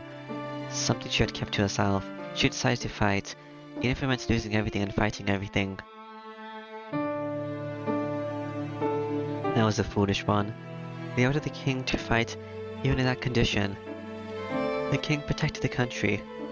But the country did not protect the king, that is all. The result was cruel, but there was nothing to be ashamed of in the process. There was only to seek it. She swore to accomplish her duties as a king, and if the result was her destruction, she fulfilled that oath until the very end, so she did not need anything else. Yes, she did not want everything. At the beginning, there's only one thing she wanted. She lost many things to obtain it, but there's only one thing she wanted protect until the very end. With that in mind, let her end the dream that was never granted. Damn, she's gonna disappear now because she's lost her thingy. I want the Holy Grail, but I cannot kill Shiro. Pointing a sword at her enemy, she says so from the bottom of her heart. What? Do you understand, fool? I said I favor Shiro more than that. That's why her role is already determined, to be a sword and shield, and so she cannot hesitate any longer. Are you saying you do not want the Holy Grail? I do not wish for it to dirty me. I already have everything I wanted. Yes, everything was there. I prior to the night and I oath as the king. Even the dream, even the girl, even the dream the girl Atura wished for, Atoria. Okay. I suddenly heard those words. The confession of the girl who wished for the Holy Grail. She confessed that she no longer needed such a thing. Saber, controlling my ragged voice, my breath, I could call out to her. Even though I can't see her, I can tell she's nearby. The pain is subsiding. I don't know if it's because she's near me, but the wound is starting to heal up. Can you stand, Shiro? Please take my hand if you can. Yeah, I can. I take her hand. Vision recovers. Energy starts to flow into my weak body. Saber, it's a thingy. Yes, even the curse of the Gale Bark will not be effective against you now. We shall heal completely if you stay by my side. But father... Saber turns towards the underground temple. Beyond the door, at the exit of this room stands the last master, Kotsmin, Kiri, and Lancer. Are we gonna kill Archer with the Holy Grail? I see. Interesting. He observes us as if seeing us for the first time. You two are boring. He spits this out in an emotionless voice. It seems I will have to keep the Holy Grail after all, but that will be rather violent. The Holy Grail needs to be complete to grant me my wish. Sorry, but you must die here, Emir Shiro. I try to stand ready, but my body still won't move. I can barely stand by taking Saber's hand. I can't fight like this. More than anything, I'll be a burden on Saber. Worrying needlessly, Shiro. Please stay here. I shall be able to take on both of them. Oh, you have a lot of confidence, do you? You think you would be wise to run now, Lancer? Lancer doesn't respond. First of all, Kotimi doesn't sound like he's in danger. He's just saying he's scared of us. Kotimi, now I shall ask before I defeat you. What are your intentions? What do you wish as the supervisor of the Holy Grail or the Holy Grail? Well, to put it simply, I wish for an entertainment, but it's not something I need in a hurry. To be frank, I do not have much interest in the Holy Grail, but that matches my taste. If there are no appropriate owners, I shall take it for the sake of the world. The sake of the world? Ridiculous. What are you trying to claim after killing a master and becoming a master yourself? You must have intended to obtain the Holy Grail from the beginning. Nonsense. I came by it by chance. I killed Lance's master out because outside made you troublesome. I do not want the outsiders to discover the true nature of the Holy Grail, so I had the master leave at an early stage, but it would not have been smart to eliminate the servant as well. I needed a piece to hasten the fighting, so I just borrowed Lance's master right as the master. What? The Kotimi became a master by killing Lance's master? I see. I should not ask any more about yourself. But I will have you fulfill your duty as a supervisor. Where is the vessel of the soul of this war? What? Do you mean you are hiding it without realizing it? He gasped in surprise, but only for an instant. After looking over us with pleasure, he snaps his fingers to bring in his last character. What? Is it Archer? The two tense up. Hard footsteps descend from above. Well, it probably isn't necessary, but let me introduce him anyway. The servant Archer, he's the heroic spirit that was my partner in the last Holy Grail War. The Golden Knight appears. It is Gilgamesh, the king of heroes. Oh, they're both here. Oh, okay. So you work your ally with souls like I thought. The atmosphere changes immediately. Gilgamesh appears suddenly, crosses the temple, and stands by Kotamin. So, what are you going to do now, Kotamin? Are we settling the match with these nuisances here? Well, I don't think this is good directing on your part. Do not say that. I was not expecting this either. I shall listen to your complaints later, so forgive me. Oh, if you understand, it's fine. But can you just do something about that vulgar man? I might kill him if he glares too much at me. What the hell is this, Kotamin? That man is your servant? Oh, I did not explain to you yet. He is my servant from the previous war. We shared the same feelings after the last war ended. Since he obeyed me and I provided sufficient food for him to stay here, we ended up cooperating. So that's the reason for that disgusting room. Fine. But why didn't you tell me about it? Do you think there was a need to, or did you want to cooperate with him on your mission? No way. I'd rather die than cooperate with that guy. Now there are three. Lancer is by the stairs. Gilgamesh is standing in the temple. There's no way we could win. We can't even match Gilgamesh, and we can't even run away if Lancer's there as well. Kotamin, you said you didn't know about him. Do not doubt me. I'm a priest, I cannot lie. That's not true. You said you couldn't ignore a servant from the last war. Yes, I was surprised as well. I ordered Archer to stay here, but he disobeyed and went to attack you. It's only natural for you to discover me if you investigate Archer. Therefore I had to come up with some sort of plan, see? I did not lie to you at all. I'm pissed. That guy tricked me. I came straight to the enemy's base. I don't know why you believed him. He's obviously the bad guy. So, you are Archer's master? Correct. This is much like a repeat of 10 years ago, while I was unable to witness the final moment since Kirisugu has already defeated me. This would be the second and last time I shall see you. Answer me. Why does Archer still remain? What caused that fire? Why are you still alive, even after being beaten by Kirisugu? Saber is angry as there's hatred in her voice. A question long answered, unanswered, as if asking about the crimes of the disaster 10 years ago. I do not even need to tell you. 10 years ago, the Holy Grail was incomplete but full, and it was possible to obtain it. I merely touched it, and you and Kirisugu were powerful, so I wish for a diversion to separate you two, but I was surprised by the diversion that occurred. Hold on. Could that be? Then you caused the fire with the power of the Holy Grail? Who knows? I think the Holy Grail would have done the same thing, even if it was someone else. It is a thing of that nature. People call it an omnipotent vessel, but only blood, darkness, and curses fill it. You saw it as well, right? The darkness that spilled out from it when you destroyed the Holy Grail. It only spilled onto Archer. Archer would not have lost his way if you had not destroyed the Holy Grail. Nonsense. The Holy Grail is a magical vessel that grants the wishes of its possessor. That fire must have been your wish. Only the result. The process was not that what I had in mind. I only wish for people to be gone from that place. In any case, you lack imagination. Your wish will be granted, that is fine, but how will your wish be granted? Did you think that the world would change the instant you wish? I do not know about the original Holy Grail, but this Holy Grail is merely a vortex of power. It cannot make precise calculations or correct any inconsistencies. It is only pure power. It is like a great weapon. If the possessor wishes for great riches, it will kill everything around it to bring happiness to its possessor.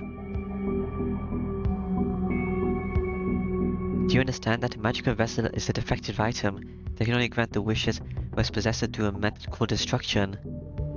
What? That is not what was promised. Is the Holy Grail not something that will grant any wish to its possessor? It is. The measures the Holy Grail takes are very reasonable. Letting one person survive means killing another. This world is one of equal exchange. Wishing for some special events means feeding on something to make it possible. Wishing will not come true for you. Worry about harmony. This is merely a fluctuation depending on the plundering of the weak. It is the most effective fluctuation. Efficient. I can understand Saber's surprise. If Kotomi is telling the truth though, if this Holy Grail is far from the Holy Grail she wished for, the power that only grants the wishes of its possessor, the usurper that grants the wish of its possessor at the cost of everything else. This is the true identity of the omnipotent power given to the master and the servant. Then the Holy Grail is a poisoned vessel that eliminates everything but its possessor. You will know when you see it, it is a true curse. And that delights me. Touching the Holy Grail is a dream for a man of the church, but this Holy Grail exists to kill everything, and to be able to control that is like a dream. Saying that, the priest laughs. It's not a polite laugh like before, a laugh from the bottom of his heart, a holy laugh without any evil. That is the laugh forcing me to realize this man is not human. I cannot rest the Holy Grail. I cannot hand over the Holy Grail anymore. So then this is goodbye. Take care of this trash Lancer. Take the boy. Archer, take Saber. The priest turns his back and goes up the stairs. The only ones left are me and the two servants. And Saber, standing as if to guard me, glaring at her enemy. I could probably kill Lancer with the Excalibur. Time passes. We have to defeat Lancer and Gilgamesh to escape outside. It is impossible to beat them. We have to do something and regroup, but Shiro, Saber mutters while looking at the enemy. I know I'm asking for something impossible, but please, stay beside me. She grasps my hand firmly. That tells me she's ready. Alright, I'll do my best to follow you, so don't worry about me and not to her. I can barely walk right now. Saber and I both know that. With that in mind, Saber has told me that she'll break through this. So what can I do but not? Yes, I trust you, she replies in a small voice. Now. Oh, okay. Letting go of my hand, Saber runs to the temple. The two figures react to her movements. What? Only Saber and I are surprised. What happened? Lancer's lance that should have attacked me goes for Gilgamesh. Gilgamesh's uncle repels Lancer's lance as if expecting it. Sorry, I missed. I see, your lance must be pretty light. The two separate without any signs of hostility. Your target is that mongrel. You do remember that I'm in charge of Saber, right? Oh, sorry, but I changed my mind. He didn't order me with the command spell, so I'm not going to obey him. Saying so, Lancer faces Gilgamesh as if protecting me. What? Lancer, you are. If it's something stupid, don't say it. I'm not helping you or anything, I'm just following my beliefs. Lancer points his lance at Gilgamesh. You really intends to let us go? Well, I was at my limit too. I'm not nice enough to listen to his orders when he looks down at me this much. I'm cutting my ties with Kotomi right now. Oh, you're breaking your contract with him, so you do not mind being eliminated now, even though the Holy Grail is right in front of you. Don't treat me like you. I've never had any interest in a second life. No hero is interested in such a thing. We're not attached to this world. We're just attached to the oaths we couldn't fulfill. Well, I guess a greedy apparition like you wouldn't understand. I see a man with a brilliant death has something different to say. So, this betrayal is a result of your heroic pride as well, huh? She's following your beliefs through his heart, Archer. The air between him distorts. Weapons appear in empty spaces. Saber, what are you doing? Lancer. He has all the original phantasmas. He's the king of heroes with the longest history. Even you cannot take him on head to head. Damn, I see. No wonder he's so conceited. He's the guy who destroyed his own country by just doing whatever he wanted, so of course he's twisted. Lancer, this is no time to be bluffing. Just get lost. Who are you gonna go? Who are you to give me advice? Don't think I'm on your side just because I protected you. Jeez, this is why I don't like wild-mannered knights. Lancer urges Saber to run. Saber hangs ahead for a second. Good luck, I shall return this favor. Take my hand, she runs to the stairs. Oh, those left behind. Damn, I let them go. Gilgamesh just watches us go, not trying to follow us. Oh, well, Saber wasn't your target? Well, to be honest, such a matter did not suit my taste. If you had not done this, I would have done the same thing. We go up the stairs. She was worried about me, so we aren't going up that fast. But knowing our slow pace, the confrontation underground escalates without limit. My discontent continues to grow. What? What do you mean by that? Did you intend to let Saber go as well? Of course. I don't intention to kill Saber, that thing is mine. But I cannot stay idle if I want the Holy Grail.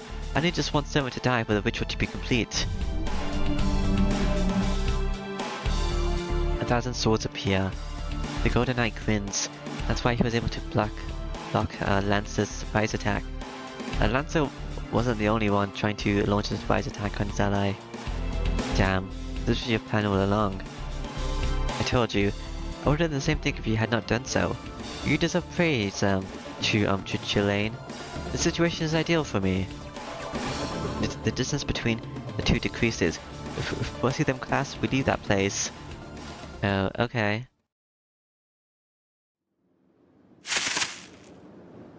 Stays and weapons. Okay. What got added for weapons? I don't know.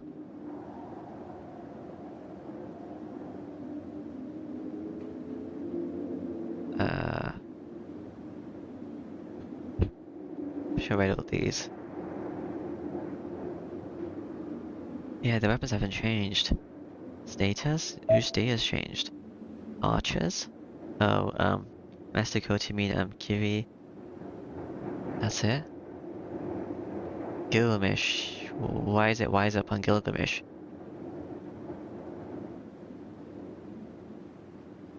I already read this.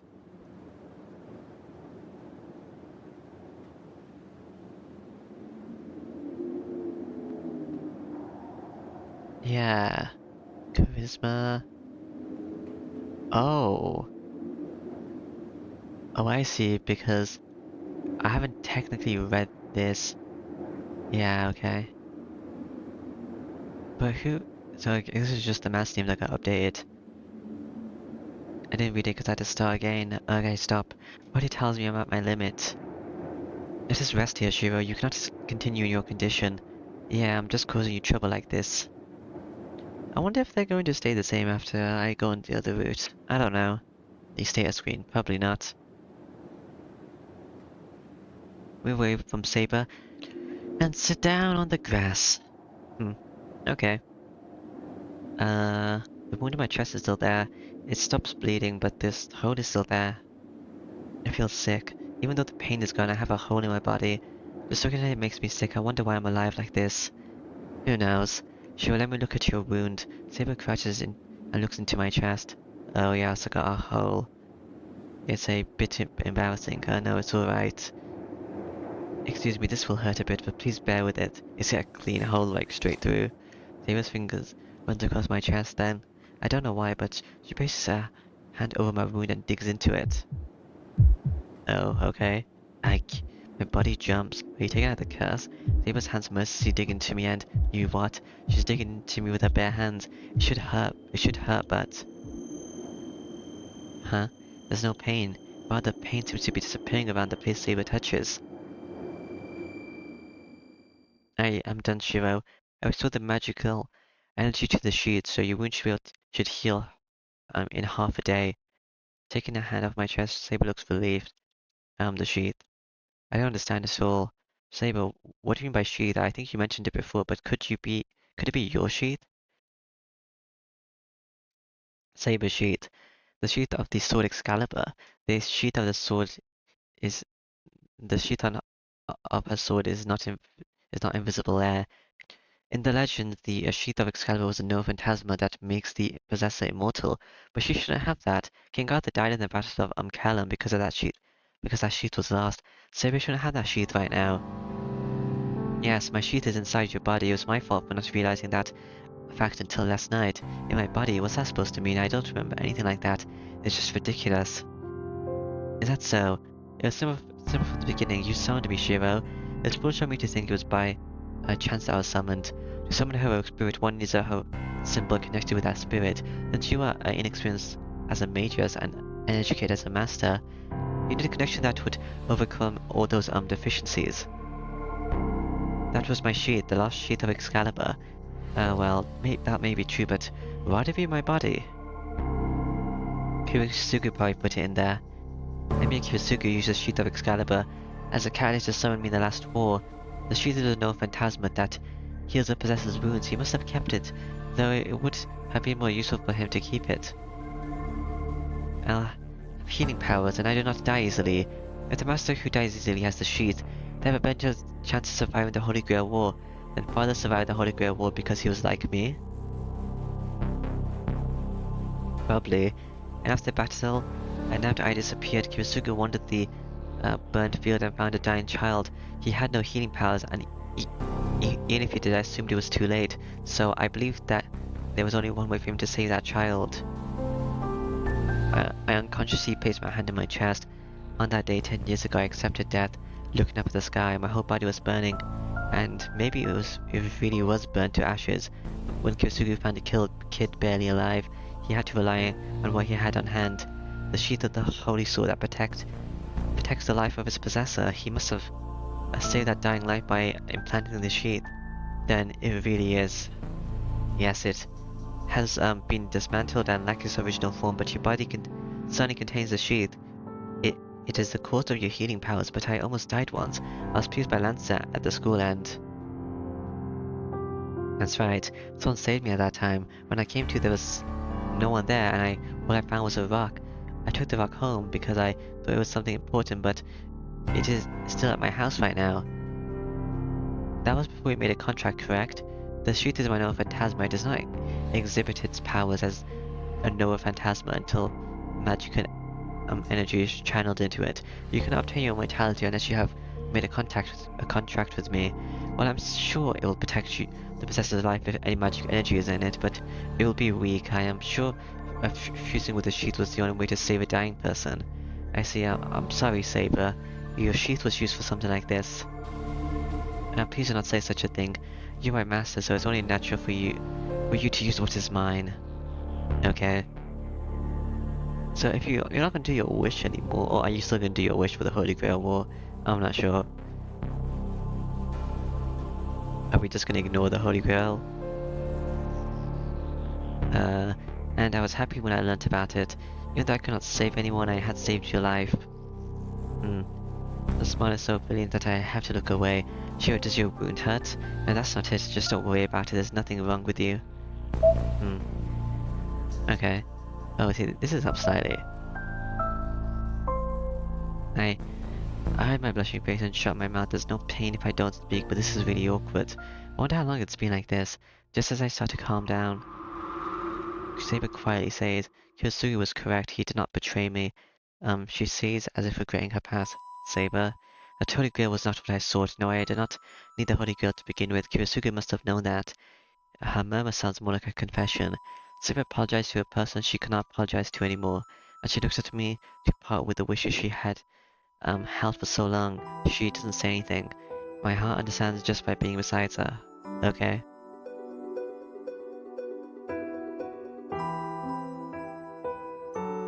Did we forget about the priest? Like, Arch is still down by the Holy Grail. I don't know what's gonna happen. Artura sought the Holy Grail. Arturia, a lonely king who needed to believe that ruin was avoidable with the Holy Grail. If a girl who wished for that what would happen if she could redo the selection? Saber that. I knew it. I knew I could not redo things. I knew it, but I still continued to deceive myself. But this is the end. Her long battle will finally end. Thank you, Shiro. I finally understand the path I need to take. Is the Holy Grail and I are just dreams that must not exist? She remembers that she would still like to be forgiven. It was a mistake. It was a mistaken wish. Days that were not wished for, but the weakness was just a passing dream a girl saw. Okay. What should I feel listening to her? Saber's answer is beautiful. A decision full of dignity and purity, just like her. She's proud of her past and accepted the end that awaits her. Okay, are you guys gonna get the priest? And now, Saber has decided to follow her oath until the very end. She doesn't even need to tell me what that means. She will not hesitate any longer. I wonder if Osaka's got here now, because a lot of things has happened now. Last time has passed, and I find that beautiful. A dark night from the moment I was captivated by her figure in the moonlight. I have loved her. So, regardless of what awaits ahead, there's only one thing to be done. Get the priest. Say, well, let's destroy the Holy Grail. Wasn't that downstairs? I say so, throwing aside my attachments and selfishness. If we said he had it, or he knew where he was. Yes, I believe that you would come to that conclusion, Master. Saber nods in response. I can't smile back at her. It takes all I have to suppress my heart, telling me I don't want this, but still, there will surely come a day when I can be proud of being trusted like this. Huh. I get up. Now that I've decided there's no time to rest, it's clear that what I must do, and the enemy is clear as well. There's no time to stop. But today we will end this long battle before tomorrow comes. Huh, okay. Oh. Will Saber help me walk and make it back home? The wound in my chest hasn't healed yet. I should let the priest go. According to Saber, I should stay still for at least a few more hours. I bite my lip. I hate my body unable to move when it's clear what needs to be done. Shiro, were you considering something rash just now? No, I wasn't thinking about that. Anything. You probably was. I'll get angry if you push yourself too hard. We will go into battle as soon as your wounds heal. This will be our last battle, so we let us face it in our best conditions, right? Right, prepare, not be impatient. Where Kotamin went. How we beat Gilgamesh. There are many things to think about. I have to rest for now and prepare myself for later tonight. Oh. At that instant my mind stops. There's no sign of anyone. What is this blood? The air is different. No, it's all over the floor too. I miss the smell of burning. I can smell the strong scent of blood. I run. I ignore my wound and run like I'm running away from the bad feeling I have. I run through the hall, turn the corner, enter the familiar room. There, the scene before me is anything but familiar. No, it's Tosaka.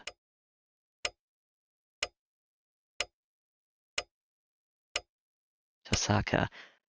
My voice shakes. I don't know what happened. All I know is that Tosaka's looking at me, breathing weakly. Oh, you're home at least, jeez. I was, about to go to sleep, you idiot. I don't know what she intends, but she's talking to me normally even though she has a wound that, should make even talking difficult. Was this Ilya or was this, what's his face? Hey, don't talk, you idiot. Damn, I have to stop the bleeding. Saber, bring me more towels, hot water, and a bowl. Go to Saber in a panic. Saber nods silently and runs to the bathroom.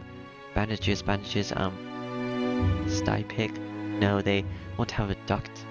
They won't do doctor. I have to go get a doctor or something. I pull out first aid kit in a panic. Now I've treated my own wounds, so I don't need a doctor. There's something more important though, right? What? Saka stares at me, breathing hard. Tosaka? I don't know what she's on about, but I'm not thinking that I have to listen to her for now. Are you really okay? It's fine, I can treat my own wounds, but I'm sorry you went off trusting me, but I couldn't protect Ilya. That finally calms me down. Oh, they have Ilya? Okay. You can sacrifice Ilya to Archer. Tosaka is injured, the living room is destroyed, and Ilya should be here but isn't. Kotamin did this. She nods. I don't even need to ask since he's the only one left. But only Saber and I knew that Kotamin was our enemy. That must have been a complete surprise attack for Tosaka. Because the 7th Master happened to be a teacher and guardian. Don't apologize. Even you wouldn't be able to do anything if you were suddenly attacked. In spite of what you said, you trusted Kotamin. Yeah, I guess I was conceited, thinking I could do everything myself. She coughs off blood, grabs her collar, talk. Let's talk later. I don't move for now. I'll treat your wounds and let you rest. Okay, Tosaka, have fun dying. Yeah, please. But I have something to tell you first. Look, Joe, this is my last piece of advice, so listen carefully. I don't want to listen to words like that, but I nod silently. She's looking at me. Seriously, with those wounds of her. I don't know if anyone would be able to stop her. First, Kotamin's objective was Ilya. You must know from the beginning that she was the vessel of the Holy Grail. What, Ilya is the Holy Grail? Oh, is that why she's breaking down? And is that what they've been to the Holy Grails always has? It already has? To be more accurate, her heart is. Made you are protected by magical circuits, but it is a human made for a magical circuit. I think she should become the vessel to summon the Holy Grail as soon as there's only one servant left. The Kotamin took Ilya? She was made of a holy... what? A magical human? Yeah, took her, but yeah, as long as Saber's still alive, the path won't open. Kotamine won't try to do anything to her. I only hope so. Lance isn't an easy servant to beat either. He can't match Gilgamesh, but he might be able to at least run away. I can only hope so, but I can't tell Tosaka about that right now. Alright, I'll go save Ilya so you can depend on me. I see then the second thing. I think Kotamin's at Ryodo Temple. That's the best place to summon the Holy Grail. We'll be out of the church. He'll be out of the church already, so he must be hiding at the temple. Okay, so Kotami is at Ryodo Temple, right? Must be hard for her to even move her neck now. But Osaka gives a slight nod. And this is the last thing. You won't be able to beat Kiri. As are you still going to fight him? The question is not asked as a friend, but for Tosaka, but as a mage who understands the situation. Okay. Even so, Tosaka, or is there a way?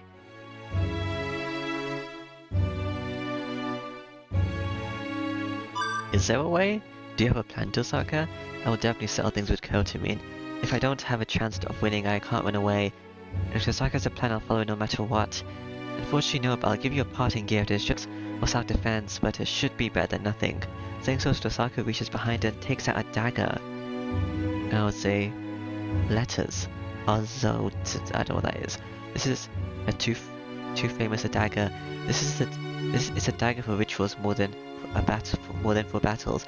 A magic one shaped like a sword, used to form magical circuits and to affect physical divine mysteries. The words Azot is carved into the jewel on the handle. The blade must be Tosaka's preference as it's shorter than usual.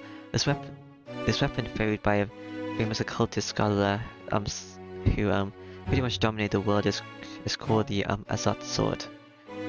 It's like the proof of adulthood for mages, and it's like a gift you get for going into school. Tosaka, this is. You should be able to tell this is my dagger. It's weak compared to my jewels, but I put magic energy into it for now. From time to time, you can activate it by yelling, Lazet, and putting as much magic energy into it as you can. Last. The dagger she gave me is heavy, not physically, but the weight of memories Tosaka's put in it. Tosaka, is it really okay for me to take this? It's fine, I realized I couldn't beat Kiri, so I hid this from him. I don't want to go to waste, so go ahead and use it. Alright, I'll take it. Honestly, any additional weapons will be helpful. Well, you're pretty smart then. Is it okay now? I'm getting pretty sleepy already. She laughs soberly, but before I realize it, Saber's standing behind me, wanting to treat Tosaka. Yeah, go ahead, I'll wake up in the morning, then I'll make you a huge breakfast. I think I'll do that. Oh, and that isn't advice, it's an order. Sure, if you're going to fight, you have to win, and I won't forgive you if you're dead when I wake up. Okay, just don't wake up then. She must be satisfied after saying that. Tosaka falls asleep after that. She looks so healthy that I feel stupid for worrying about her, but well, that was her way of cheering me on, so... And she did share some of her courage with me. Yeah, leave it to me, Tosaka. I don't get those two choices, they're pretty much the exact same. I tell the sleeping Tosaka, the board is all set. Now I just have to pass a few hours until my wounds heal without regrets.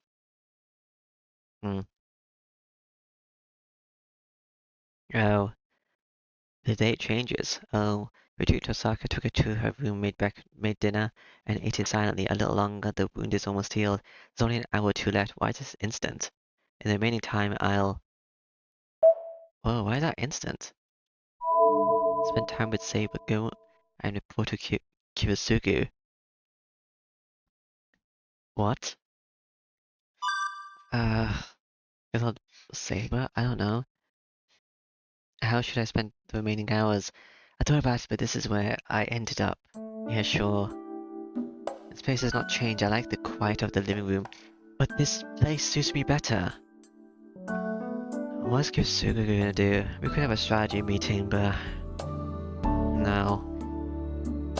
Yeah, you like to say Japanese style even though you're at night, and the shine looks pretty good on you as well. It might have been a fun having a match with arrows on. Armor? Oh, armor, not arrows. You should have said so. I could have worn my armor and you could have put pads on. Maybe we should have done that. If you had mentioned it earlier, I could have fought you more seriously. Maybe it's Kira when she's annoyed. She's cute, but her words are pretty scary. you serious about being serious? I wouldn't be able to get together for a week if we did that. No, that is not true. It's not. You underestimate yourself. You have really improved these past few days. It might be possible for you to take a match from me, really. Even if that's flattery, I'm really happy. I really respect Saber when it comes to swords, but being able to beat her even once is like being accepted by her. For real, so I could even win a match against you if chance favored me. Yes, you have vastly improved, so you can be proud of that, and I'm really happy about it as well. Saber replies with a full smile. That expression makes my determination vanish after this. We won't be able to come back just if we can just run away instead of going into an unwinnable battle. Shira, why have you stopped? Does your wound hurt? If that is the case, please rest in your room and no, I'm fine now. Nothing hurts anymore. I could have full hesitation, I can't run away, and I really don't want our final time together to be like this. Hey Saber, since we're here, do you want to spar lightly? Not a match, but more like playing around. I hid my emotions and bluff as much as I could. Alright. Then I shall fight you using my own style. You can fight me in your own style as well. True. She must have understood my intentions, as she gladly accepts my idea. Yes, it's more like us to be fighting than talking. Sky. For a short while, while we forget about everything and feel each other's shenanigans. Interlude? No, it's just time skip. The moon is distant, the clouds are cleared, and the darkness has a dim blue glow. Daybreak is close. The night is about to end. Oh, this is the final moment. Going through the night, Saber and I have reached our final destination, like the movies. Shira, this is... Saber sounds tense. I feel the same way. As I nod, I can feel sweat dripping down my neck. Red. The mountain feels like one big living thing. The wind coming down from the mountain gate is warm and the shaking trees seem like breathing lungs. Chills and pressure assail me every time I take a step. I still don't know Caster's Master or Assassin's Master. No, the air really is thick and wet. Man is dense here. It's just like 10 years ago, I expect. There's something with the Holy Grail has begun, or it's already over. Either way, that must mean that Lancer has fallen to Gilgamesh. I guess also a Lancer's Master. But I'm guessing he died before I take control. I'm going to make sure, Saber. After we reach the top, all that's left is to fight. You take care of Gilgamesh, so I'll take care of his master Kotamine. We won't assist each other, we just have to beat one of our opponents. Yes, I'll concentrate on my own fight this time. And Kotamine is an enemy you must defeat. Yeah, leave him to me, you too, Saber, don't let that guy beat you. Yes, I'll swear my pride that he will not defeat me as a servant. Not as a servant, but as a heroic spirit. I cannot allow him to beat me. Saber says so strongly without hesitation or distress, because there's nothing more to say. If we're going to battle and determine the winner as the last remaining masters, even if, in the process, if one of us dies, the other will only defeat their enemy. Even if I die, if Saber beats Gilgamesh, Kotamine won't be able to obtain the Holy Grail. At the same time, if Saber dies, if I defeat Kotamine, Gilgamesh won't be able to stay in this world. Is that how that works? But he has the seal that he doesn't need his master. So, I don't know what they're talking about. Right? His independent skill. Huh? Where is it? Independent action can act without a master. Oh, can act without a master, not exist. So there's no need to help each other. Our battles have already gone their separate ways. It's like servants need masters, Saber can also act without a master, so maybe it exists. Red lights fill the mountaintop. The blowing wind is getting stronger, and it seems the source of it is that light coming from the back of the grounds. The red phosphorus scatters on the wind, and the ground is too bright for nighttime. Stagnant air fills with the presence of death. Oh, okay. This is like the fire back then.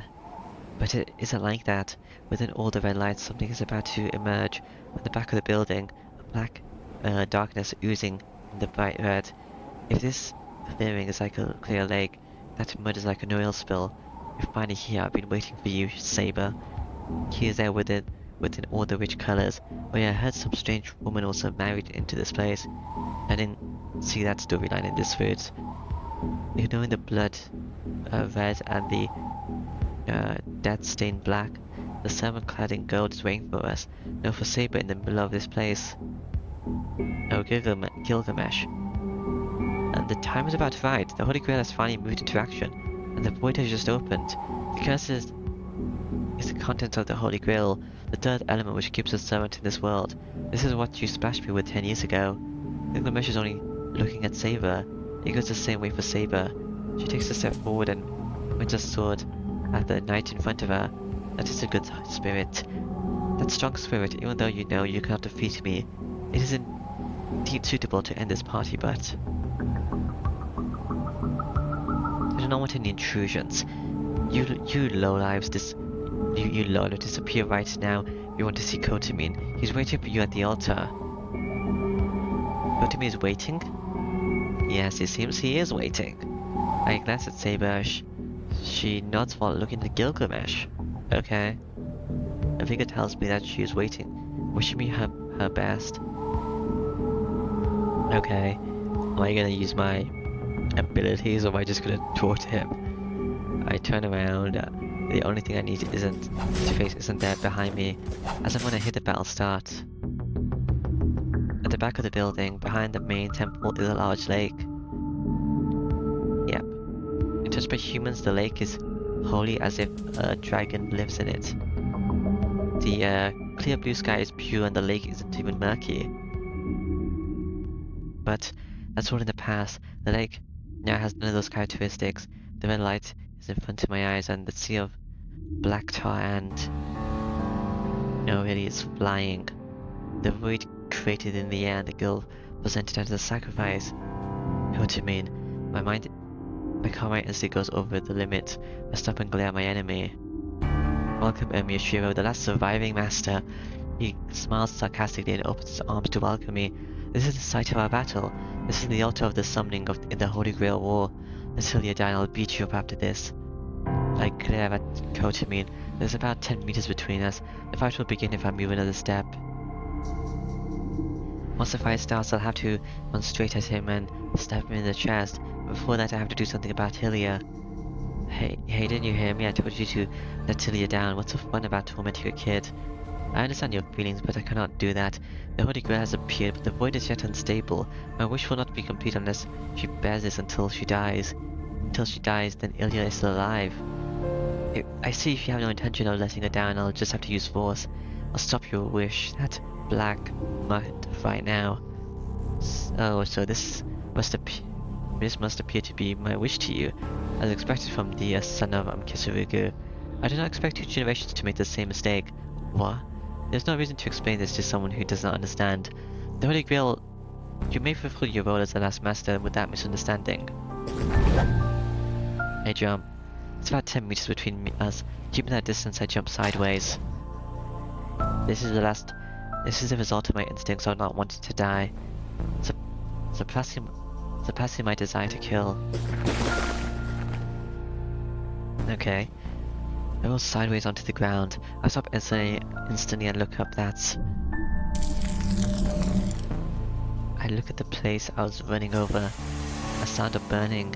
The burning sound is coming from the black mud stretching out from the lake. It's like a black carpet. The mud slashes like a whip, attacking me as I went after Kotamin, and I left a mark on the ground. What weird tentacle powers. I forgot to tell you, but you're already within my range, and to add, this thing is sensitive to living beings. I do not mind you moving, but you will die if you move carelessly. Okay. Void blood tentacles. I jump to avoid the black mud mercilessly attacking me. Screw moving carelessly. He's ready to kill me. Damn you, fake priest. I stand up still, keeping watch over the lake. The distance to Kotimi hasn't changed. That means it's 10 meters as near as he wants me to get. But that tentacle of mud stretches without limit. It will come after me if he wants it to, and I'm sure that there are many more than one. So you ready to fight? That pleases me. I cannot kill you if you were to run away, but there will be no problem if you attack me. I still have guards, so I cannot kill someone who's pleading for their life. The tentacles whips out. The quivering mud coming from the lake is like a black snake. I bite into my lip. This is the worst situation as I thought. The number of snakes continuing to increase without end. I don't know how long I can survive, let alone how I can get closer to him. It is only natural for you to be unable to win. There's a large difference in the years we have lived. It is a difference you cannot overcome unless you have something major.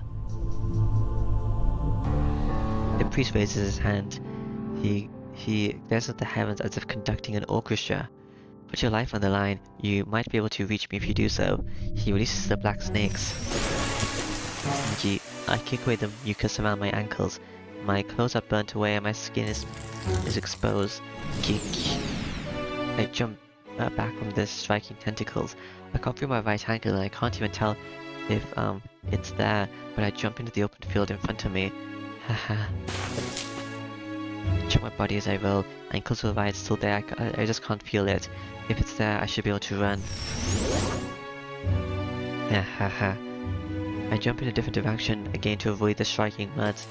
I guess I can't really use Excalibur, since it would kill Ilya.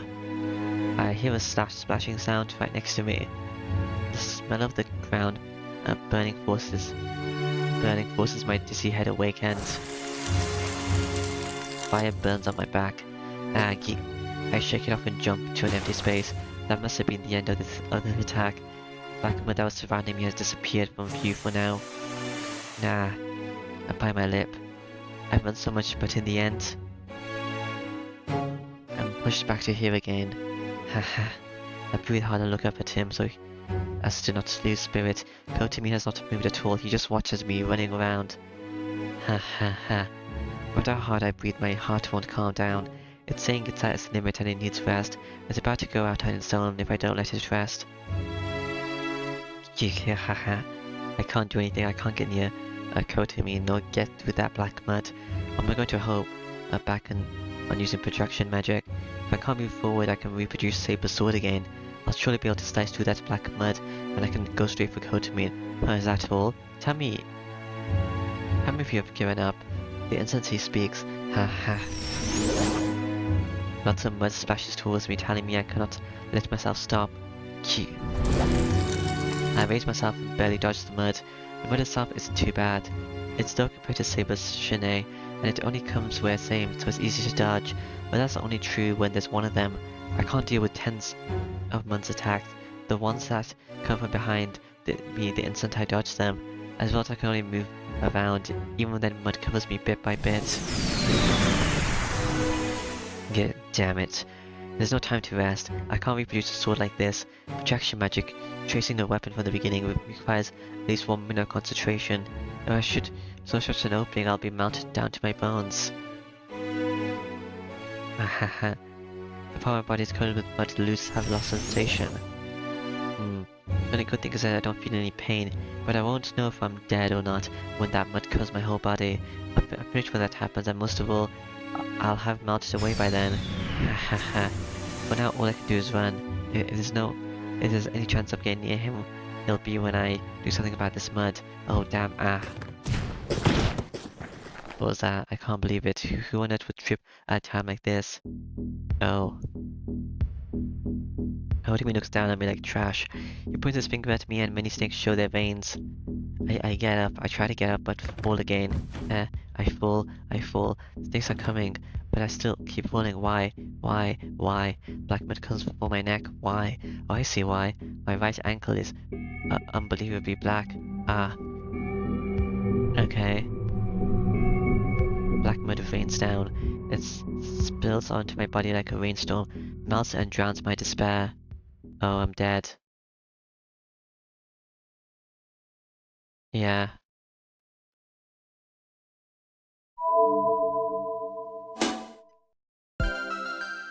not having a weapon when it's needed. This is the place to help such people, the Tiger Dojo. Well, it is the prevailing view that the outcome of battle is decided before it even starts. What does it mean, student? I guess you shouldn't start a fire unless you have a weapon or a plan. Yes, the enemy is the unfair servant that prepared the strongest force for his money. So you should at least prepare one weapon that lets you turn things around. Then Tiger, you saying you should restart for the night before the fight and prepare a new weapon? What can such a short time? You can do this. Saber-chan, looking at 3 known phantasmas, you should be able to do something you've prepared the last one. I see. You just have to give it back to her, right? Yeah, surrender unto caster. That is what his cases. It's something too valuable to lose, but you have to give back what you found. Oh, you said something good by your standards. I guess you're a school teacher, even if you're a bad one at that. Haha, praise me, praise me. Yeah. And while Tiger is in a good mood, we'll have a major announcement. This corner has continued modestly as side to the main story, but this is the final episode. We will use a different outlook and start Tiger Dojo Part 2, Tiger 100 yen debt. We're going to move the setting to my castle and update our standing pics, music and even hardware. Production budgets will double and will be so rich that you won't even think this is a bonus corner. Haha, so many wonderful things. I don't quite understand, but isn't it like getting a totally new graphical designer? That's right, Master. We will be freed from this tough, rough art Asu. Marvelous. In that case, let's get away from this dojo right away. Listen, everyone. The key to the second route is on the 3rd day. But is here an ending? There should be a choice that wasn't there before on the 3rd night. Then hit. Use whatever you can, including your command spells, to stop the raging lion. That's right. Then everyone will be waiting for you in the renewed Tiger Dojo. I can't stop Saber with my command spell if he doesn't know how to use a command spell on the 3rd day. I guess that's my fault for trying to keep Saber's relationship up, because that's what caused me to die last time. Let's have a strategy meeting. Which is what I wanted to do, but I didn't want to get another locked out ending. Yeah, there's only one thing to do. We've always done so I should follow that until the very end. It's not romantic or elegant, but it would be more like us if we meet and come up with a plan. Do. Hello, Saber. Shiro, coming up with a plan is fine, but is this the right place for it? No, I have to be here. Let's go in. It's not like I don't have any ideas. Okay, if you say so, I'll obey. Okay. Saber reluctantly goes into the shed. Well, I have my reasons for bringing Saber to the shed. To get a weapon. We don't have any way to match Gilgamesh right now. It goes without saying that we need a alpha factor, so...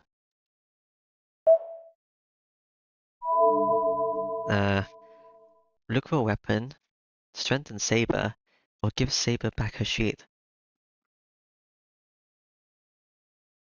Uh...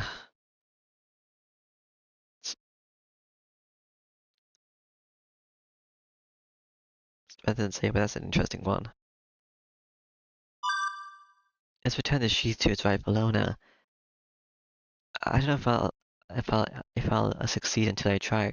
I think this is what the dojo said. But Saber puts her hand into my body to check for the sheath's existence. Then it shouldn't be possible to take it out. What, are you serious, Shiro? I'm serious, it's yours to begin with, right? So it's only natural to give it back to you, and you might be able to beat him if you have it. My magical energy will certainly increase if I have my sheath back, but I still cannot guarantee that I'll be able to beat Gilgamesh. If you take out the sheath, what will you do? If you take the sheath out, I won't heal even if I get hurt. But that's normal. I rely too much on my body, this body of mine, without even knowing.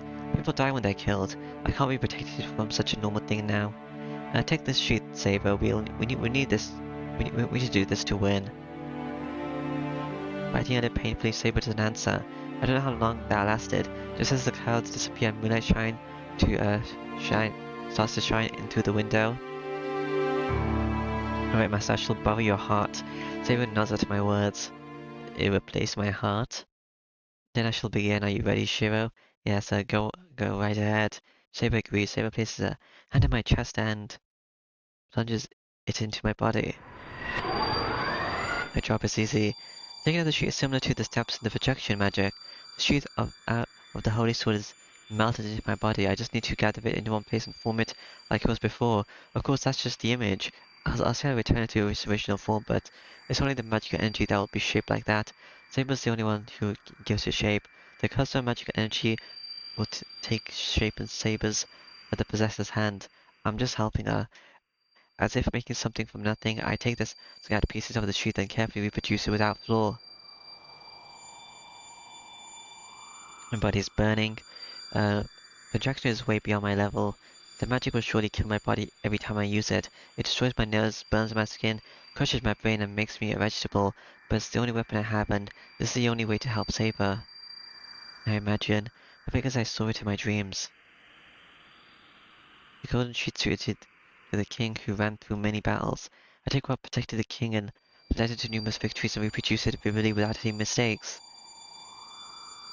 So that no matter what happens, I engrave it into our minds so I'll not forget it, no matter what kind of end awaits us. Alright? I hear Saber's voice.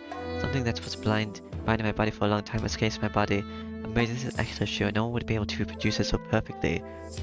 It must be perfect because Saber seems surprisingly happy. My body is burning and I fall on my butt. Sure, you are sweating a lot. I will bring something to wipe it right away. Saber runs to the house. Listen to her footsteps. I let out a sigh. I felt it was too perfect. It was so perfectly done. I believe no further projection will be as perfect as that. Bye. Thanks for everything. I bid farewell to that which was part of me until now. The golden sheet that protected her. I'll never forget it. Even if it leaves my body, its figure has been engraved into my heart. Okay.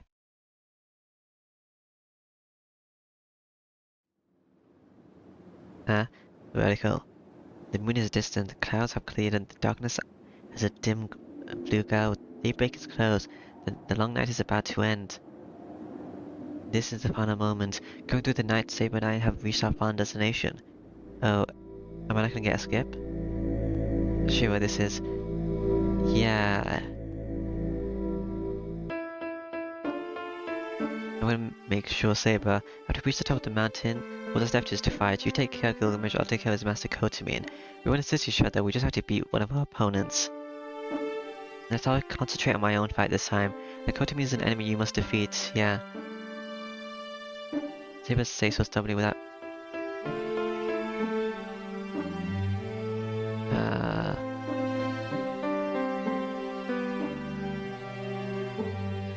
Even if this person one of us dies, the other one only needs to defeat the enemy. Even if I die, Saber defeats Gilgamesh.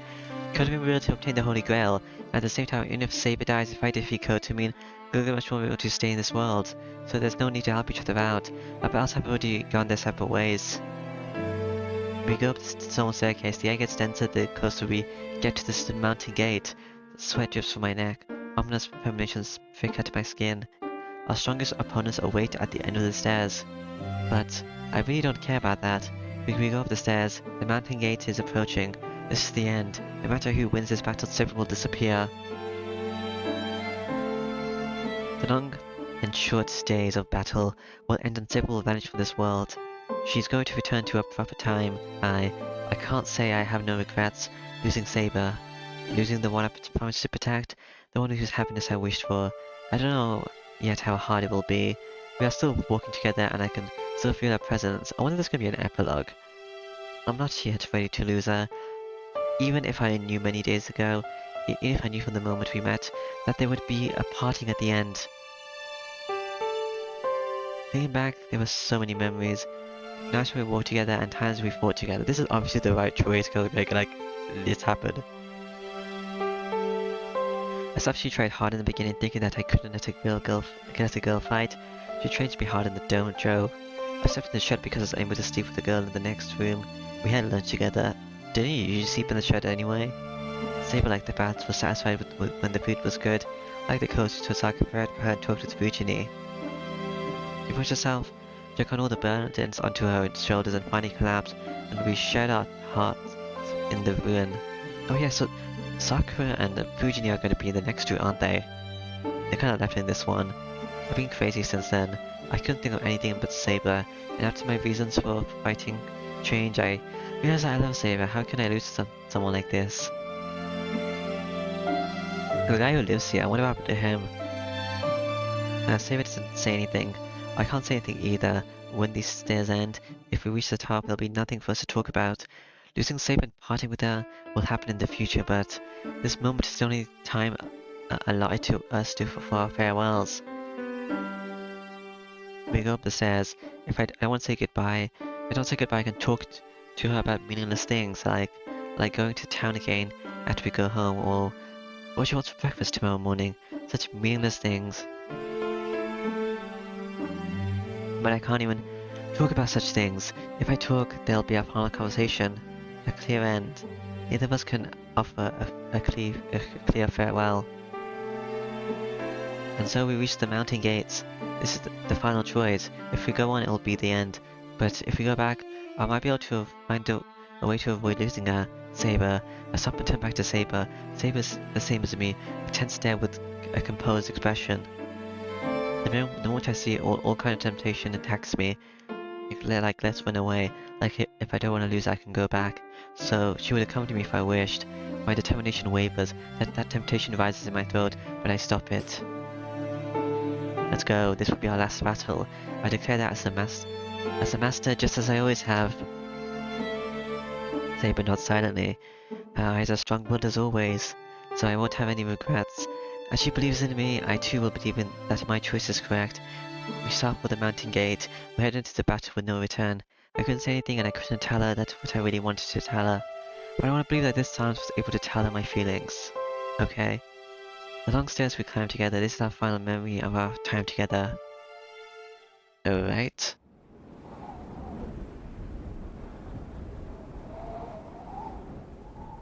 I already read this. Is he gonna tell me to go away again?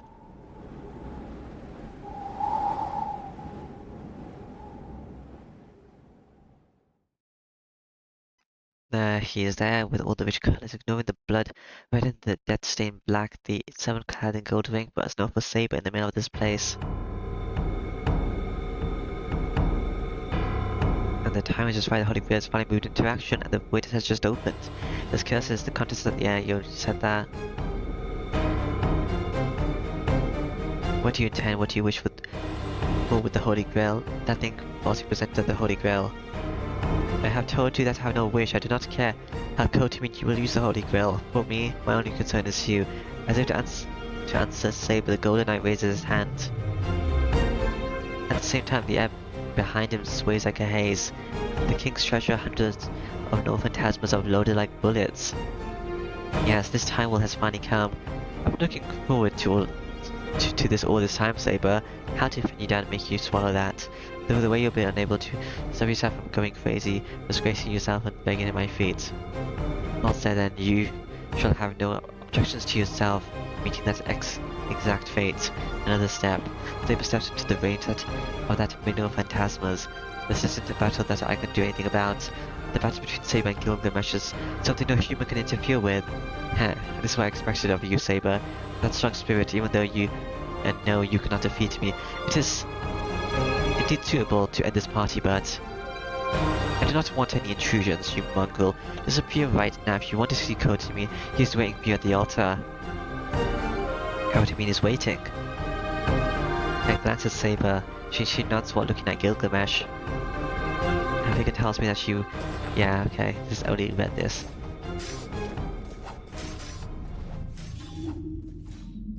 But that's one of the paths I think, yeah. It's Ilya just floating in the sky. No, this is different. Static. Is this the intro music? The void create... Yeah. Come to me. I can't... Oh?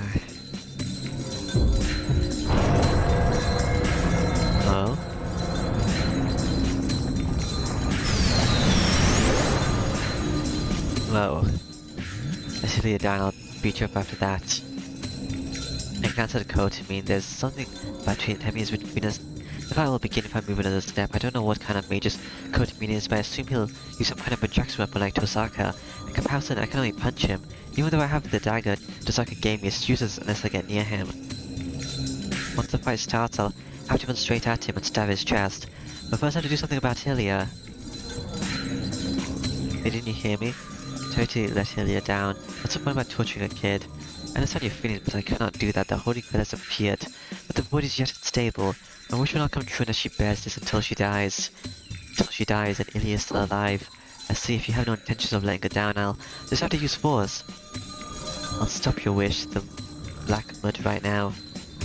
No, so this must appear to be my wish to you. As expected from the son of Kirisugu. I do not expect the two generations to make the same mistake. What? The mud is not of my making. This is the power leaking out of the Holy Grail. The colorless power that should have been omnipotent. I don't think you said this last time. No human is able to stain its black. The Holy Grail has been like this from the beginning. Once opened, it will flow out without end and cause a disaster. This is the true identity of the Holy Grail. This thing is filled with every evil, something that curses everything in this world. No one can control such a thing. What is he saying? If that's true then, he became a master not for a wish but just to open this up? Come to me, what's your wish? I clench my teeth and glare at the black priest. The man smiles. Well, let's see, if anything it is for entertainment. He makes a simple claim as if it's only natural. What? Didn't you say that last time in the church? Do you understand music, for example? Why do people find music fun, Emiyashiro? Or well, how about a book? Why do you think stories attract people? Well, why, I've never thought of it. Yes, you don't even need to think about it. Every entertainment exists to pleasure people. It is amusement because it was made by people. No creation comes from within people. In short, the most entertaining things in the world are humans themselves. Bare humans are the best entertainment in this world. Compared to that, entertainment created by people is just secondary. Yes, music, stories, like, dislike, pity, belief, betrayal, moral, corruption, religion, truth, is all trash to be discarded. Such things are a mere second-rate trashy entertainment. What I like to enjoy are people themselves. Such just pointless things are not my taste. For that we need to discard excess things such as their lives. You have heard of flashbacks, right? It is like that. People have value only at the moment of their death, using their lives to gain monumentum. They jump high to dazzle. That flicker is my wish.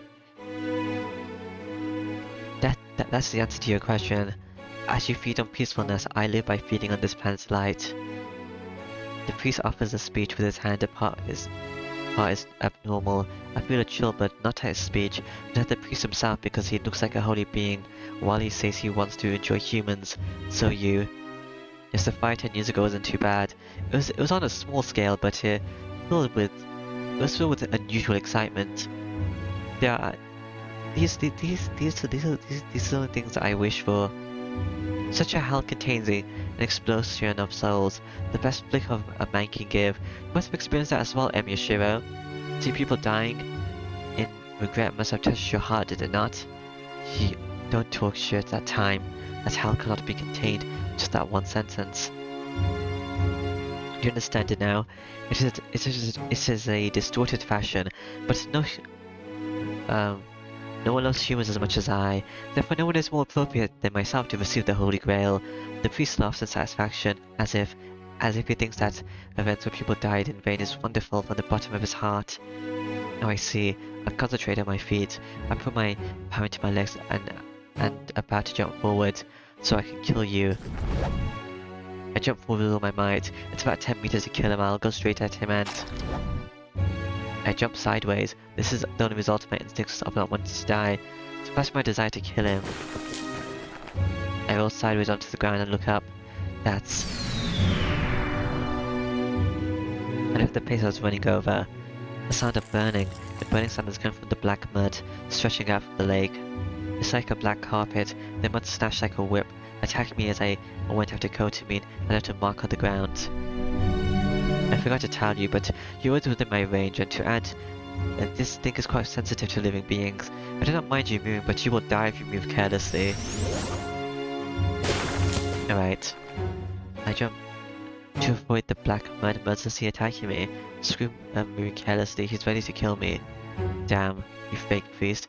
I sent him still keeping watch over the lake. The distance to Kotamine hasn't changed. That means his 10 meters is as near as he wants me to get. But that tentacle of mud stretches without limit. He will come after me if he wants it to, and I'm sure there are more than one. Also, you're ready to fight. That pleases me. I could not kill you if you were to run away, but there'll be no problem if you attack me. I serve God, so I cannot kill anyone who's pleading for their life. And don't lie to me. You can't say that after attacking someone from behind. You must have remembered what happened with Lancer. Kotamine laughs as if in admiration. Oh yes, I hated you for that. There's no need to put this off any longer. To be honest, I had hopes for you, Emiyashiro. I felt some sort of fate when we came to the church with you. You could not know how happy I was when I found out that you were Kirisugu's son, and that you were like him on the inside as well. That wish did not come true 10 years ago. I never expected that I would be able to get my revenge on Emiya Kirisugu. Tentacles whip out. The quivering mud coming from the lake is like a black snake. I bite my lip. This is the worst situation as I thought.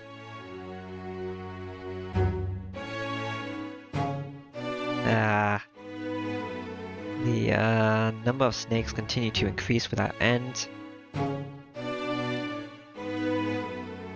Don't know how long I can survive, let alone how I can get close to him.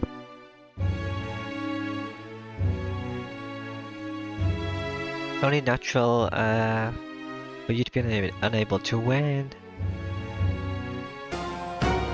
Huh? Wait, what? When did this thingy? Oh, I don't know. Well, that sucks, but whatever, I guess. I see, it seems you will not be convinced without a complete loss. More weapons appear. They move without Gilgamesh touching them, and they aim at Saber. The weapons whose handles were only visible before all show blades now and await for their master's order. This is the ninth way of fighting. From the beginning, Gilgamesh has never been a swordsman. These no phantasmas are produced in the air and become bullets at their master's command. This is why it's called Archer. The servant is an archer with the strongest arrows. Do your best to avoid them. If you do well, you should only be stabbed in the limbs. With only one command, the Godspeed, a rain of arrows begins. Each one has fatal power.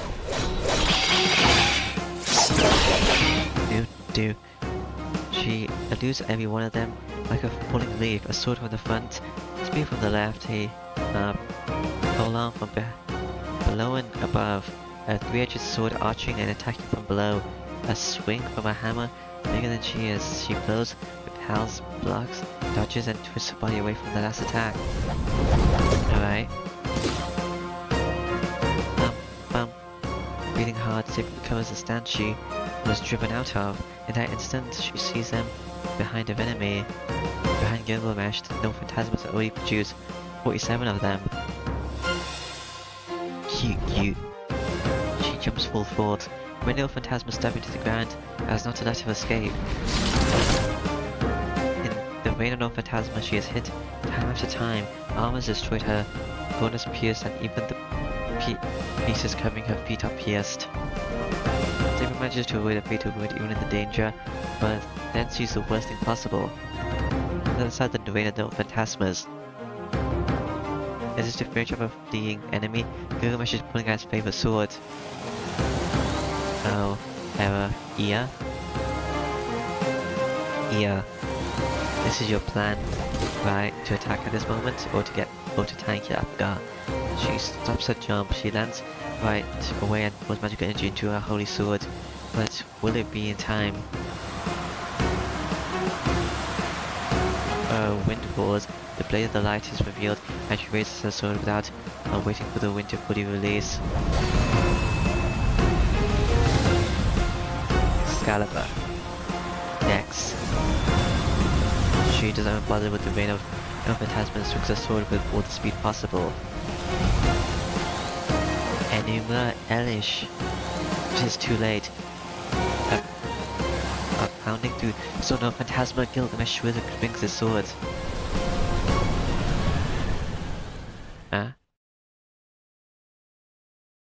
Who won? Oh, back to Emiya. Phew. I kick away the mucus around my ankle. My clothes are burnt away and my skin is exposed. Yeek. I jump back from the striking tentacles. I come from my right ankle and I can't even tell if it's there, but I jump into the open field in front of me. I check my body as I roll. My ankle alright, is still there, I just can't feel it. If it's there, I should be able to run. I jump in a different direction, going to avoid the striking mud. I hear a splashing sound right next to me. The smell of the ground burning forces my dizzy head awake and fire runs up my back. I shake it up and jump into an empty space. That must have been the end of this attack. The black mud that was surrounding me has disappeared from view for now. I bite my lip. I ran so much, but in the end, I'm pushed back to here again. I breathe hard and I look at him so as to not lose in spirit. Holding me has not moved. He's just watching me run around. But how hard I breathe, my heart won't calm down. It's saying it's at its limits and it needs rest. It's about to go out on its own if I don't let it rest. Yeah, Kiki. I can't do anything. I can't get near Kotamine. I don't get through that black mud. I'm not going to hold back on using the projection magic. If I can't move forward, I can reproduce Saber's sword again. I'll surely be able to slice through that black mud and I can go straight for Kotamine. Is that all? Tell me if you've given up. The instant he speaks, and lots of mud comes splashing towards me, telling me I cannot let myself stop. Q. I raise my body and barely dodge the mud. The mud itself isn't too bad. It's still compared to Saber's Shine, and it only comes where it's aimed, so it's easy to dodge. But that's only true when there's only one of them. I can't deal with tens of mud's attacks, and the ones that come from behind me, that's the instant I dodge them. As a result, I can only move around. Even then, mud kills me bit by bit. Damn it, there's no time to rest. I can't reproduce a sword like this. Projection magic, tracing a sword weapon from the beginning requires at least a minute of concentration. If it's such an opening, I'll be melted down to my bones. The part of my body covered with mud has lost sensation. The only good thing is that I don't feel any pain, but I won't know if I'm dead or not when that mud covers my whole body. I'm finished when that happens, and most of all, I'll have melted away by then. All I can do is run. I know it's only a matter of time if I do, but I have to keep running for now. I won't have any luck getting near Kotamine while I'm dodging this mud. I can't get close now. Waiting behind it, Kotamine is a pool of mud. If there's a chance of getting near him, it'll be when I do something about this mud. Oh damn, oh. This is the part where you collapse, right? I can't believe he would trip. You're gonna keep tripping, yeah.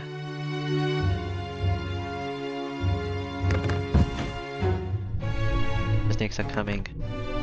Will I still fall? Why? Black mud comes from my neck. Why? Why see why? Why my ankle is unbelievably black.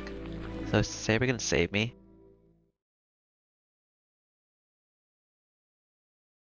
So that is it. I would be able to have a little fun, but you are Kyosuga's son after all. You people are useless. What? I raise my head, little conscious. My wrists and neck are held by the mud like chains, but I can still retain my senses. Why don't you finish me off? It was soon enough, but doing just that would not be all that fun. You are Kyosuga's fake, so the debt Kyosuga owes me for 10 years ago shall be returned with your death. The skin with the mud on it is burning. It feels like acid is slowly seeping through the walls of my skin. I grit my teeth to bear it and check on my right ankle. It's totally black. I can't feel it nor can I move it. I'll have to take the mud out of my body, put magic energy into it to be able to move the clotted blood in there. Either way, the moment I move, all the muscles in my right ankle will be destroyed.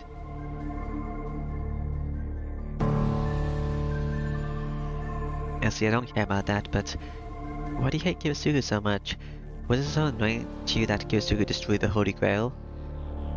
It's just hatred for a similar person. Kyusuke and I were alike, so everything he did got on my nerves, and it is the same as the way you feel but hatred towards me. Oh, shut up. Don't say that Kyosuke's like you. I raised my body with my arms and glared at him. I don't know what's so funny, but he makes that evil smile. I see, it, it must be for you. After all, he was a good enough person to let me go. He defeated me, the cause of that disaster, but he did not take my life. You should know that was a mistake. If he had killed me, if he had killed me, those orphans would have led a peaceful life. You should not be able to retort, but it was unpleasant for me as well. The fact that such a cold-hearted major left me alive, it was unpleasant. That again, Saber said it too, that Kyosuke was a great magus and that he would do anything to accomplish his goals. But that was not his mistake. The mistake he made is that he thought that this war had ended with the destruction of the Holy Grail. That is why he did not tell you anything, optimistically thinking that the Holy Grail was over and died stained in this curse. He was certainly a fool. He let the one who cursed him go, and as a result died within a few years, believing that he had accomplished his goal and that the Holy Grail war had ended. Hold on, then what? Kyosuke died because of this guy, and that peaceful face he had on the night of his death was... Oh, let me ask you one last question. What was Kyosuke's last moment like? Did he give something to you as his son and pass away with satisfaction? How foolish can he be? He accomplished nothing and pushed the responsibility onto you. His passing must have been ridiculous. You... I kick off the ground. I drove magic energy into my rifle and moved it by force. Q. I ignored my tearing muscles and went to him on all fours like a dog. Yes. I would expect at least that much spirit. Kotomin raises his hand towards the waterfall behind him. What is he thinking? That is a curse so strong that it's visible. You could call it a magical energy specialized for destroying people. There is nothing you can do with it, as it cannot be reshaped or anything. Anyone that touches that mud will be stained with a curse and will be melted as if digested. In the process, the pain and fear before death remains in magical energy and becomes the next curse to seek out living people. So if you die if you touch it. Anyone who touches it will die unless they can get the mud out of their body. The priest stuck his hand into that wall full of mud, but he doesn't stop smiling. This is your reward. Die in the same manner as Kyosuke. In his hand is black darkness. I sense that is something completely different, and it was attacked by a massive sudden flash of light. In that moment, I realized that light's from Saber's Nova Phantasma. Yeah. Anava Manu. The priest's words instantly turned the world black. Oh. Her vision, blinded by the light, is filled with darkness. If she were conscious, she would have known it was the ultimate black light. The darkness was only for an instant, but it's not darkness but a swarm of grain-sized curses. The darkness swept her body away, and she regained consciousness from the unpleasant sensation. Oh. She gasps. The first thing she feels after consciousness returns is pain. The skin that was protected by armor is burnt. Her body is pierced and slashed, and she is in a miserable state. I see. Lost to Error. She was cornered by Gilgamesh's no phantasma, could not block them, and took a hit from Error as well. She managed to offset it a bit with Excalibur, but her body is wounded too badly. The wound is healing without magical energy, but even the protection of the sheath will not return to normal instantly. There. This is it, Saber. Do not tell me you refuse to admit your defeat in that state. Gilgamesh approaches her without a scratch. Still on the ground, Saber looks up at her enemy. She cannot do anything right now. The man can do whatever he wants with her. Gilgamesh, that light was. In spite of that, this is what she worries about. That flash of light, that black darkness from the back of the compound that covered the earth for an instant. She does not want to think about it, but that darkness might have been aimed at Shiro.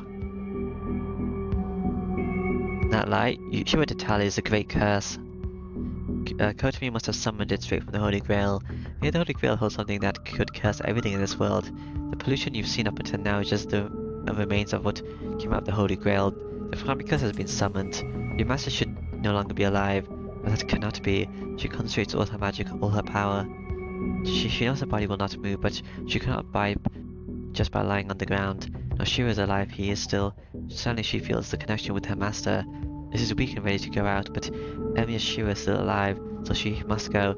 If the enemy is something so unforeseeable, Shira cannot match it. Using the warmth inside her, she tries to get up, but it is useless. Even the sheath of the Holy Sword will require a few minutes to heal her body. It is too late, stay still, Saber. The Holy Grail will overflow whatever you do. The events of the 10 years ago will reoccur, but this ritual is for your benefit, not mine. Looking up at the red burning sky, the Golden Knight smiles. Rejoice, Saber. If you're showered with it, you will become like me. You will have a body in this world and be able to enjoy your second life, though I'm not sure you'll be able to keep your sanity as I did. What? Saber looks up at her enemy in amazement. Saber can tell that thing is a great curse. It is a magnificent cost of magic energy, and any magic should be possible with that amount. If it were caster using it, nothing would be impossible. But it's a double-edged sword. That thing can only curse people. If immersed in such a thing, that even a heroic spirit would be unable to keep itself together. That makes her realize the someone in front of her, the knight called the oldest now of the heroes, he was swallowed by that pollution 10 years ago. So, Gilgamesh, he has gone insane already. Oh, you think so? Laughing, Gilgamesh looks down at Saber. His face looks crazy and it suits him. Do not take me so lowly. How can I be a hero if I cannot swallow a curse such as this? All evil of this world? Bring at least 3 times as much if you want to stay me. See, Saber, a hero is someone who carries everything with them they see. I'm already carrying everything in this world. Saber gasped quietly as words.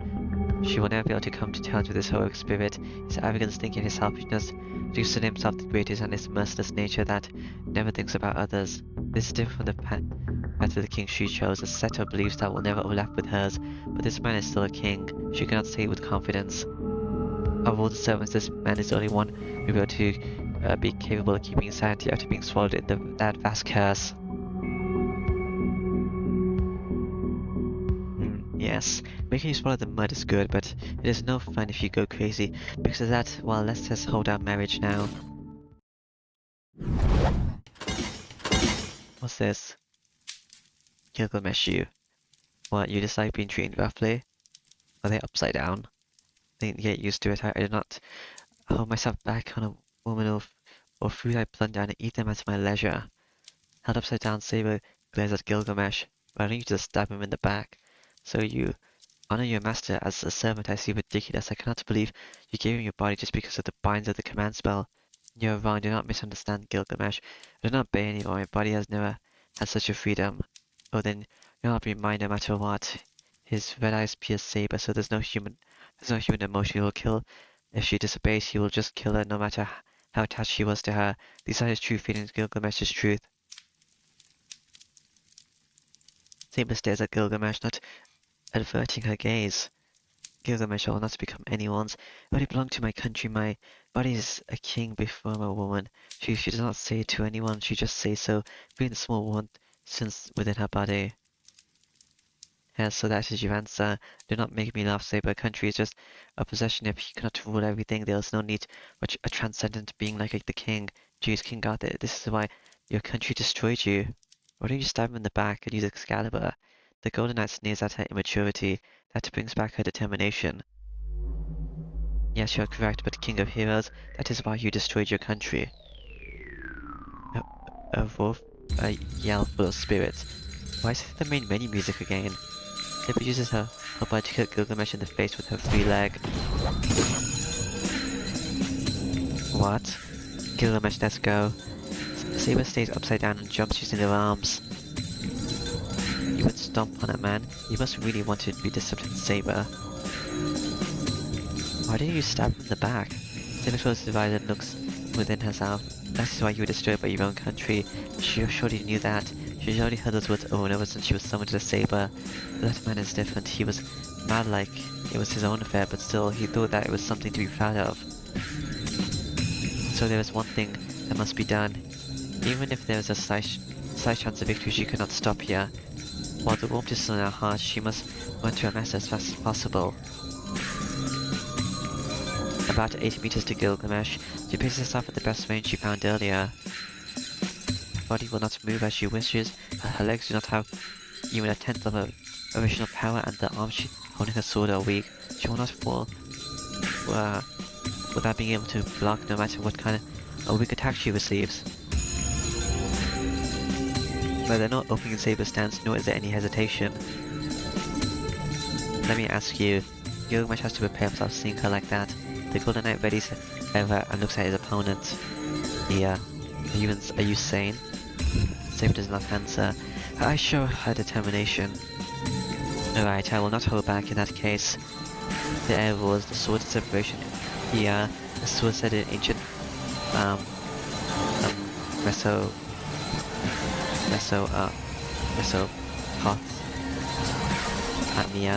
to have divided and create the world. Gilgamesh's sword of separation was to exterminate his enemy for sure this time. The swirl of air and magic energy within its fixed range exceed Excalibur. Yeah, disappear, you are annoying woman. Ears raised, Saber raises her sword to match it. Their gazes meet only for an instant. Enuma Elish. Gilgamesh's sword is strong, but Saber's sword falls without power as she is unable to activate the No Phantasma. The light that catches everything charges. Unable to do anything, she is swallowed by the light.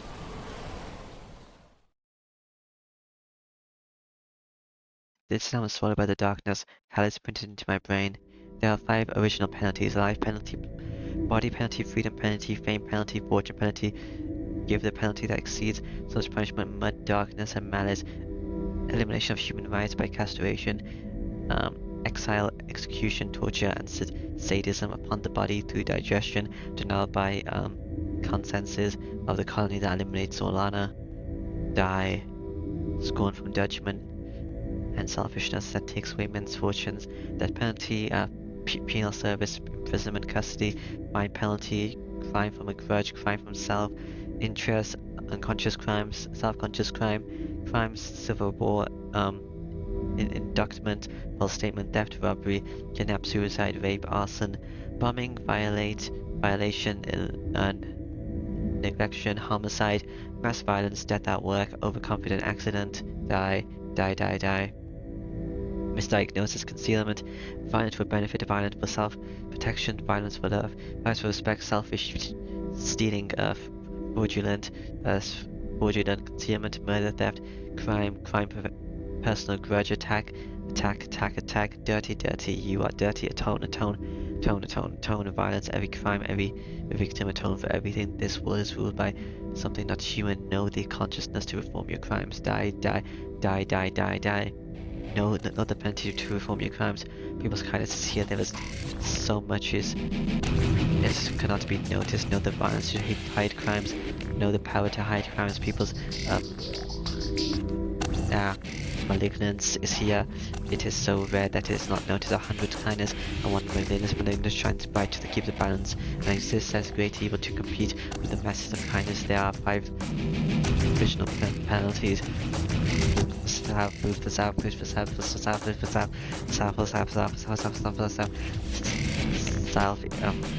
inductment. Oh whoa.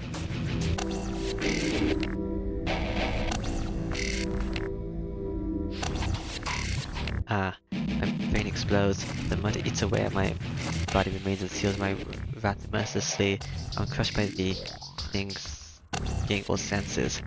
I didn't read this. Inductment, false statement, theft, robbery, kidnap, suicide, rape, arson, infringement, dirty. You are dirty, atone. Very violent, every crime, every victim, atone with death. I am crushed by the things, slipping into all 5 senses. Darkness I cannot look at directly. Ugliness I cannot acknowledge. Crimes I want to run away from. Every crime of the people of this world. That is why I'm going to die. One trapped in the darkness will eat themselves to death from pain and hatred, but Kotimin said that this kills Kibasugu. The fact knocks away every kindness. Warmth returns to my body, blood flows through my beaten up body and makes it stand. It's only natural, such a thing. Emir Kyosuke has been burdened with this for years. He was pressed by the voices of atonement and died unable to fulfill his wish. He said he wanted to become a superhero. He ran around trying to help people, but could not get anyone's permission for that.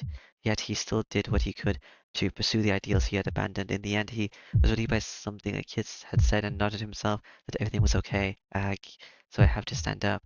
I relieved Kyosuke and promised that I had become one. If Emishi was really a superhero's son, and then I kind of thought the old bad man beat me. Tosaga said I should win no matter what. Saber said he is an enemy that I must defeat. Even Kotimin said if I'm going to fight, I should put my life on the line. They're right. What can I do if I bet if I won't bet my life? From the beginning, I have nothing else to give. Oh, okay. Alright. Very desperately out of the dense black mud. I could hear his bewilderment.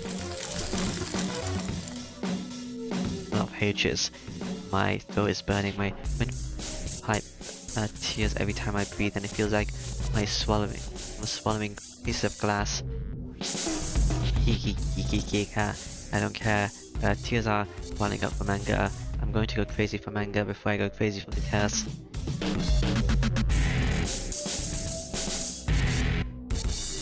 Possible. You might just shake that off.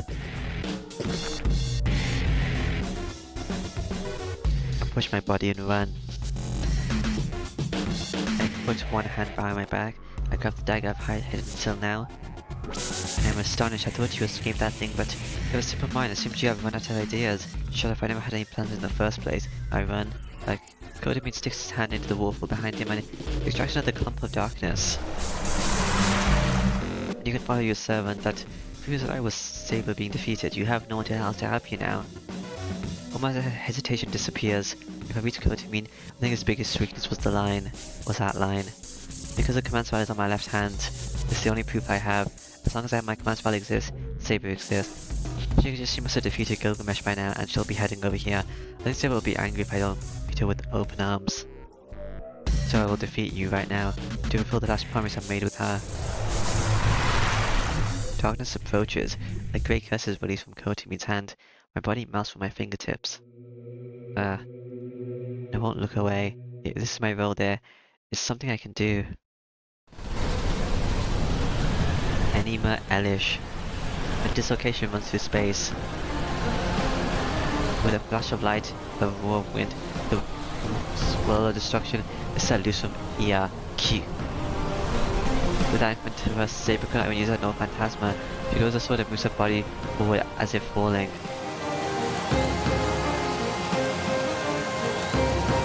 The light approaches. She could not avoid it with her injured leg. There's no shield in the world that could block Ia. A storm of light, a wind that destroys everything in its path. Nothing can stand against the true name of Ia. This is a fact that cannot be changed, yes, until a few hours ago. One surprise is not Saber, but it's the Golden Knight sparing Ia. Ia is still emitting magic energy and bringing forth destruction. Saber steps forward into that trembling storm of light. Her armor screams out. Cracks run through every wall of magical energy protecting her. In the period shorter than half a second that they endure the attack, Saber steps up to Gilgamesh and Excalibur. Oh, okay. She opposes Ia's destruction with the greatest power she has permitted.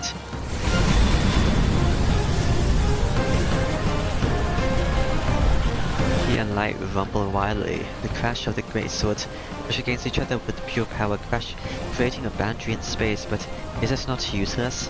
Excalibur cannot beat Ia. Even if she's approached at the risk of her life, she can only push back just a little. The balance easily favors Ia, and Excalibur's light is repelled back along with Saber. I see, you must have lost your mind. Readying Ia, the Golden Knight looks at the enemy approaching him again and puts his magical energy into Ia. This will be it. He will be totally annihilated with Saber with all his power. He attempts at their maximum speed, and the light surrounding Saber mows down Excalibur. But just before that, Saber's body jumps forward. A small space created by Excalibur, a space where she can take a step forward. The instant she reaches it, no phantasma appears. Which one? This sheath? The darkness becomes a raging wind to cover Emiyashiro. There's no way to avoid it, and the concept of blocking it is useless against the curse that paints its space itself. Those swallowed by this darkness would be consumed by it, absorbed by it like the painted space. Like my body melts from the fingertips, legs move forward towards onto the empty space, and arms reaching out and around everything invisible in the wind. Emiyashiro will be eliminated from the outside, attacked by a feeling that his body is shrinking. Emiyashiro still does not accept death. Without looking away, he rejects it with all his might. The darkness surrounding the body, the pain trying to melt the body, and the curse trying to melt the mind. But there are futile attempts. There's no way for a mere human to resist the pollution.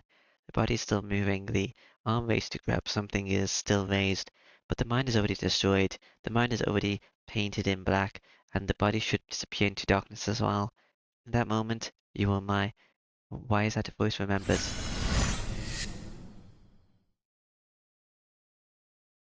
A light turns on in the darkness. The instant the eyes realize the light is that light, everything reverses.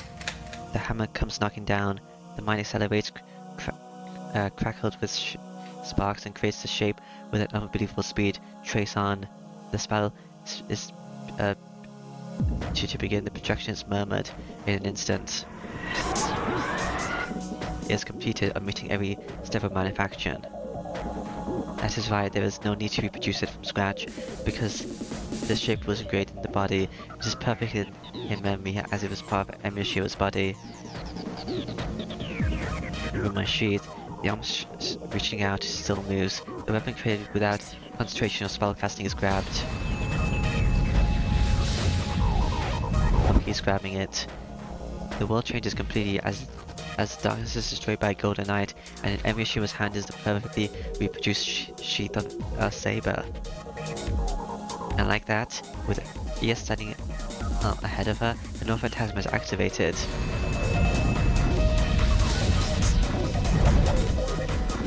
What? That which is released and scattered before her is a holy sword sheath. No one knows what kind of divine mystery it is made from, but the sheath repels all light emitted by Ia. No, it goes beyond that, the level of defending. It is completely isolated, the barrier of fairy tale that keeps out all the filth from the outside land, and a complete world separated from this one that can never be reached. As Saber is protected by the sheath of the holy sword, she blocks off from all that matters in this world, the greatest protection in this world, the greatest that cannot be infringed by anything, not even by the 5 sorceries. For that reason, the sheath is named Avalon. All is a distant utopia, the place where King Arthur is said to have gone. After his death, the utopia the king dreamed of, that will never be reached. Gilgamesh sees the death running up his spine. But he won't make it. The race will not stop turning, and Gilgamesh could not manage to jump back. It is only natural. Who would ever think that an attack with this much magic energy and this much power could be blocked? You damn, such a trick.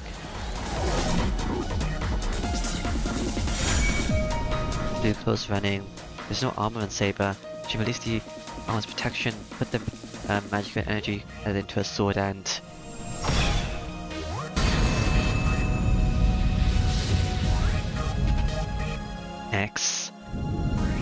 Excalibur. Alright. A scream from the King of Heroes, with that before her.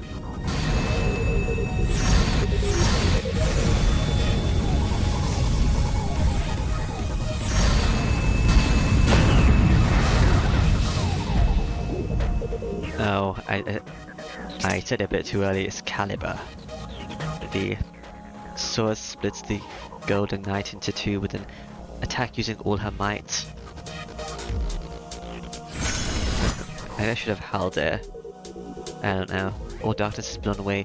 The instant the sheath is grabbed, the darkness surrounding Emiyashiro, the darkness containing his body, everything is dispersed. What? There's no This is no reason to be surprised. The sheath of the Holy Sword protects this possessor. The embodiment of the utopia she sought cannot lose to this dirty mud. He runs. At the moment he releases from the darkness, his speed is like that of a shooting star. Projection, just who are you? The one overestimating their abilities and the one who cannot even spare to think about such things. The difference is only an instant, but an instant that decides the outcome. Kotomi Kiri, still falling. Emiyashiro runs on his hands as well. One hand is a dagger, in a crouching position, running to the Black Priest. Oh, did they both win? The sword of the retribution is stabbed into the priest's chest. The priest turns slowly. For that, stopping himself with his feet, Emiyashiro jumps back. The wind comes down. The priest turns to the face of the enemy who stabbed him. At the same time, two impacts pierce Kotomi Kiri. The spinning body and all the magic energy in his left hand, he takes it and like a whirlwind and he... Oh, he's pushing it in. Last.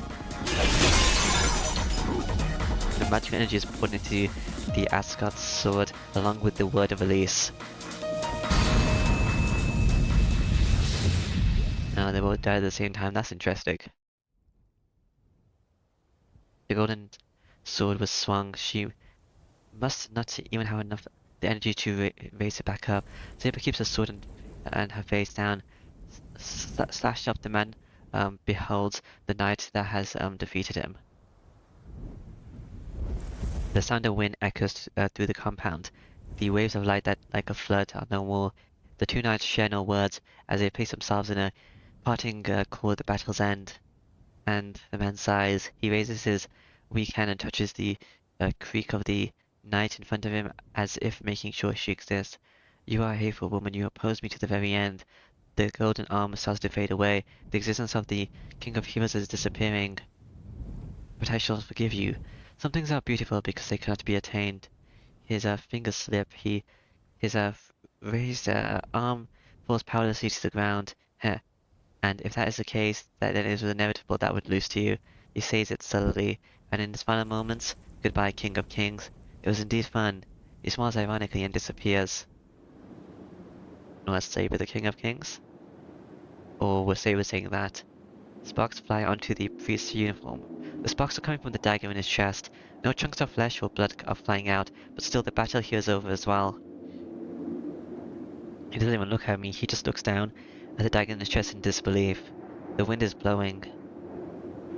The wind coming from the void above eliminates all the sound around it. In the rumbling silence, why do you have this sword? Kotomi Kiri murmurs in a clear voice. It's not mine, I borrowed it from Tosaka. How long has he been thinking? He sighs, and the body that hasn't moved since the beginning of the confrontation finally moves. I see there was indeed a time when I gave it to some girl on a whim. I believed it was 10 years ago. I see no wonder I have become weak. He falls. The body of the priest falls to the ground. I watch it all. He has talked about himself like he was someone else until the very end, and the priest sinks into which he summoned, that which he called for, that which he wished for. That is the end of the man called Kotomi Kiri. What about the void and the true end of the long battle? What about the void? Data screen updated. Wait, what got updated? You? Oh, it's probably Saber actually. I don't get a lot of Saber updates, which is the thing. Charisma? No. Here it is. If it is in Utopia, the ability of Excalibur's sheath, the last third no phantasma, the sheath of the Holy Sword was excavated by Ensburn at Cornwall and returned to the hands of his owner through time. In the legend of King Arthur, the real ability of the Holy Sword is said to be the power of immortality in this sheath.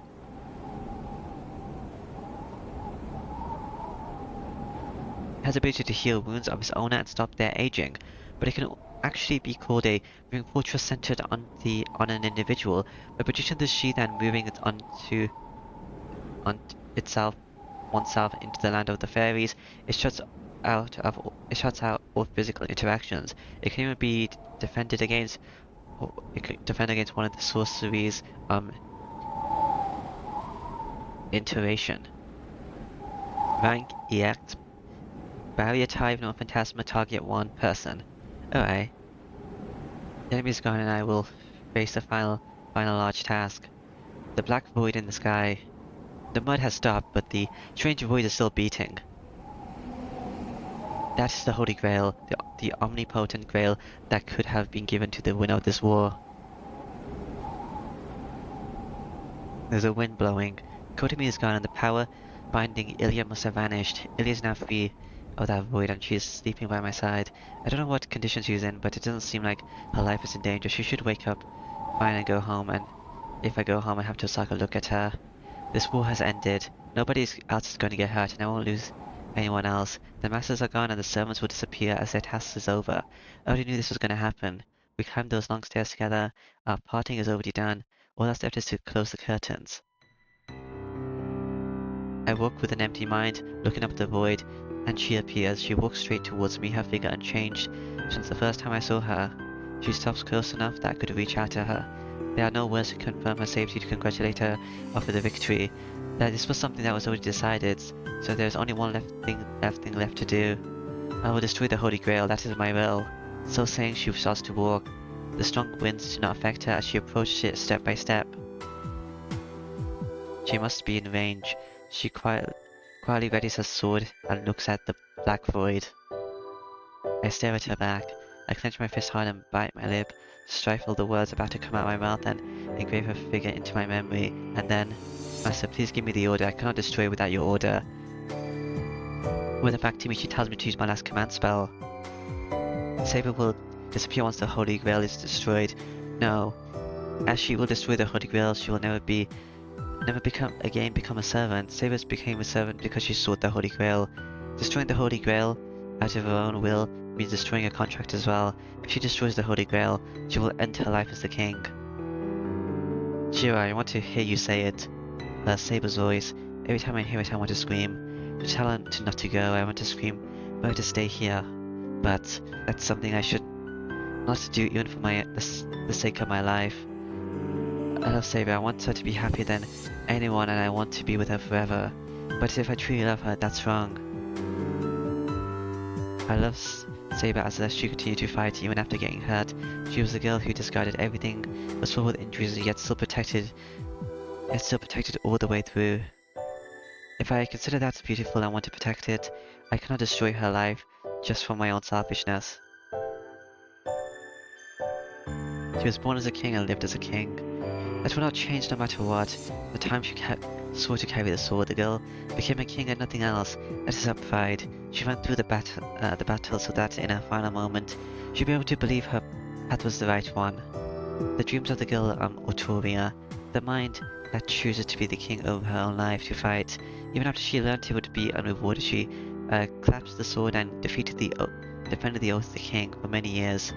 I cannot do anything to dishonor the pride that she held until the time of her death. Saber, please fulfill your role. I say so with a flood of emotions.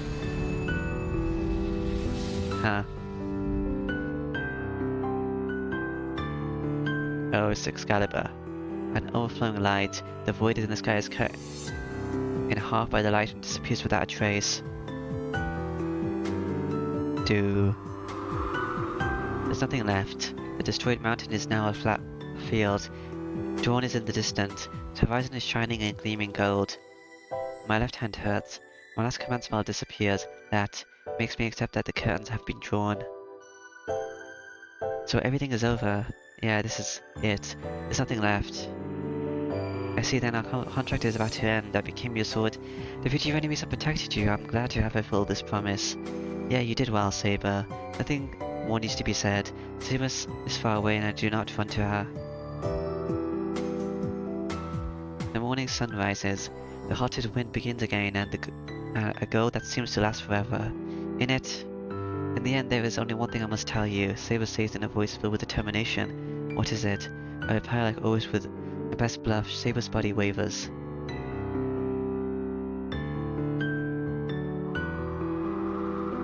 is facing me.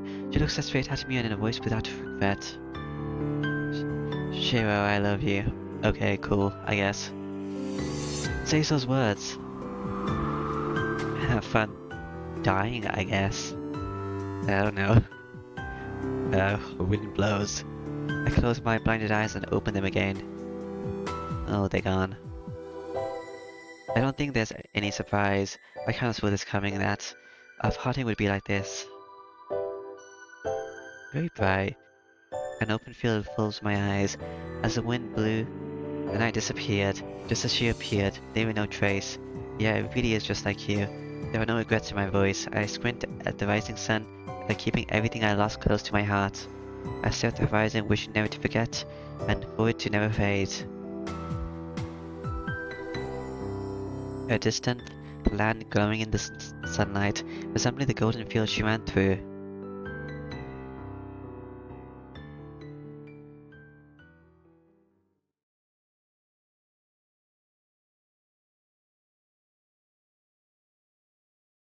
Epilogue this one, okay?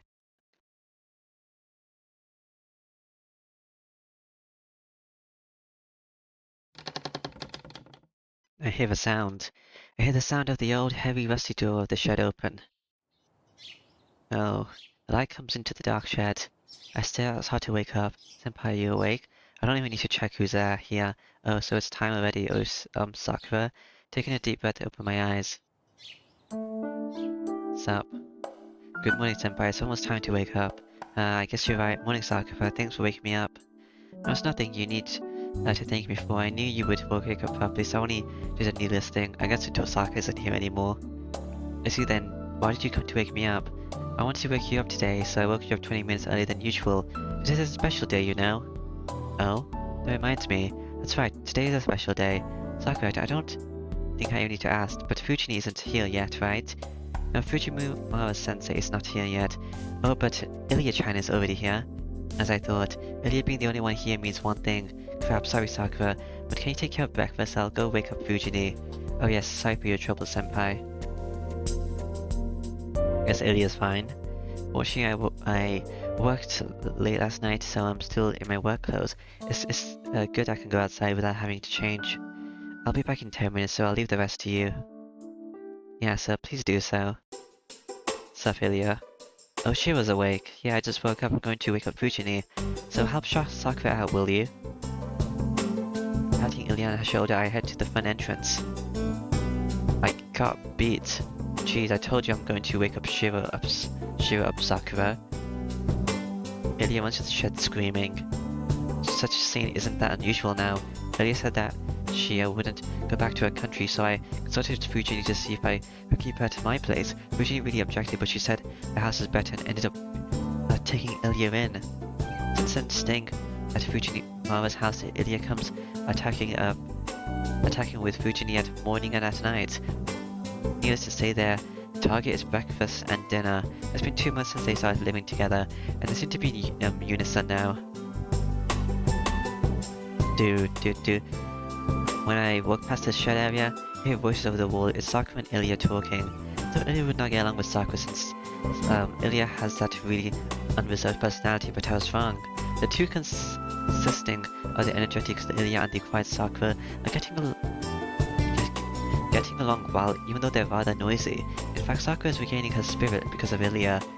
Sakura stopped smiling with her when her brother Mato Shinji disappeared and was considered missing. She must have vaguely understood the connection with the mass coma incident at the school. She was worried about the Mr. Shinji and Moto for a long time. It was Ilya who forcefully made Sakura get over it, and Sakura was regained her cheerfulness when Ilya is around. And Sakura is able to laugh now. Ilya killed your brother. I'm purely happy for that. Because that stuff smells certainly suits her. You're mean, Ilya-chan. I even gave you a special bonus to wake me up no matter what. Fujini scoffs down breakfast while crying. It's only natural I'll be late if I wait for Tiger, and I worked enough for what I get paid for it. If you want more out of me, you should raise the base pay and not just give me a special pay. Why are you such a miser when you're getting paid from grandfather as well? Everyone would hate you if you're stingy about money from such a young age. I don't care if I'm hated, I don't care what people besides the ones I like think of me. And Tiger, pay me back the money I let you borrow. Your paydays was 5 days ago, right? How do you know that? I heard from, Vega. I can give you details as well if you wish. Ilya smiles daringly. In contrast to Sakura, Ilya and Fujini do not get along well, and to add, Ilya gets really mean when she faces Fujini. A smile right now is like that of a certain someone. You have until tomorrow to repay me. If you can't, I'll just take away from your allowance. Yeah, grandfather told you even at that? Yes, we're together all noon. Ray praised me that I'm much cuter than Tiger. What are you going to do about it, Shiro? This girl's such a devil. She'll take over the Fujimura group if you just let her be. Actually, more than that, you were still getting allowances at that age. See you, Shiro. You're going to be back early, right? I'll be waiting, so come home right away. Yeah, I'll try. Take care while I'm gone. You might as well live here, you idiot. Fujini sulks was hiding behind my back. Yeah. You should get yourself together too. You can't cause Shiro trouble outside. Ilya easily turns aside her remarks. The power relationship must always be at the position where Fujini can't push back by force. Then I'll be going ahead.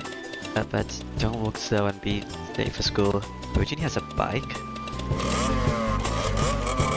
Even the sound of exhaust, Fujini disappears like a bullet. Fujini got a license a month ago. Since then, her tardiness decreased considerably, but she has received another nickname of Rocket Driver, that only she doesn't know about. Phew. I stretch out and take out a deep breath. Sakura has gone to school already. Seeing how she was eating a large bowl of rice today, it seems she's in high spirits. Today is a big day for the archery club. Sakura must be enthusiastic to work as a co-captain of the archery club. Well, let's go to school. Today's April 17th. There's a school entrance ceremony, and the season is past the cold winter and ode into spring. Oh, okay. It's been 2 months since then.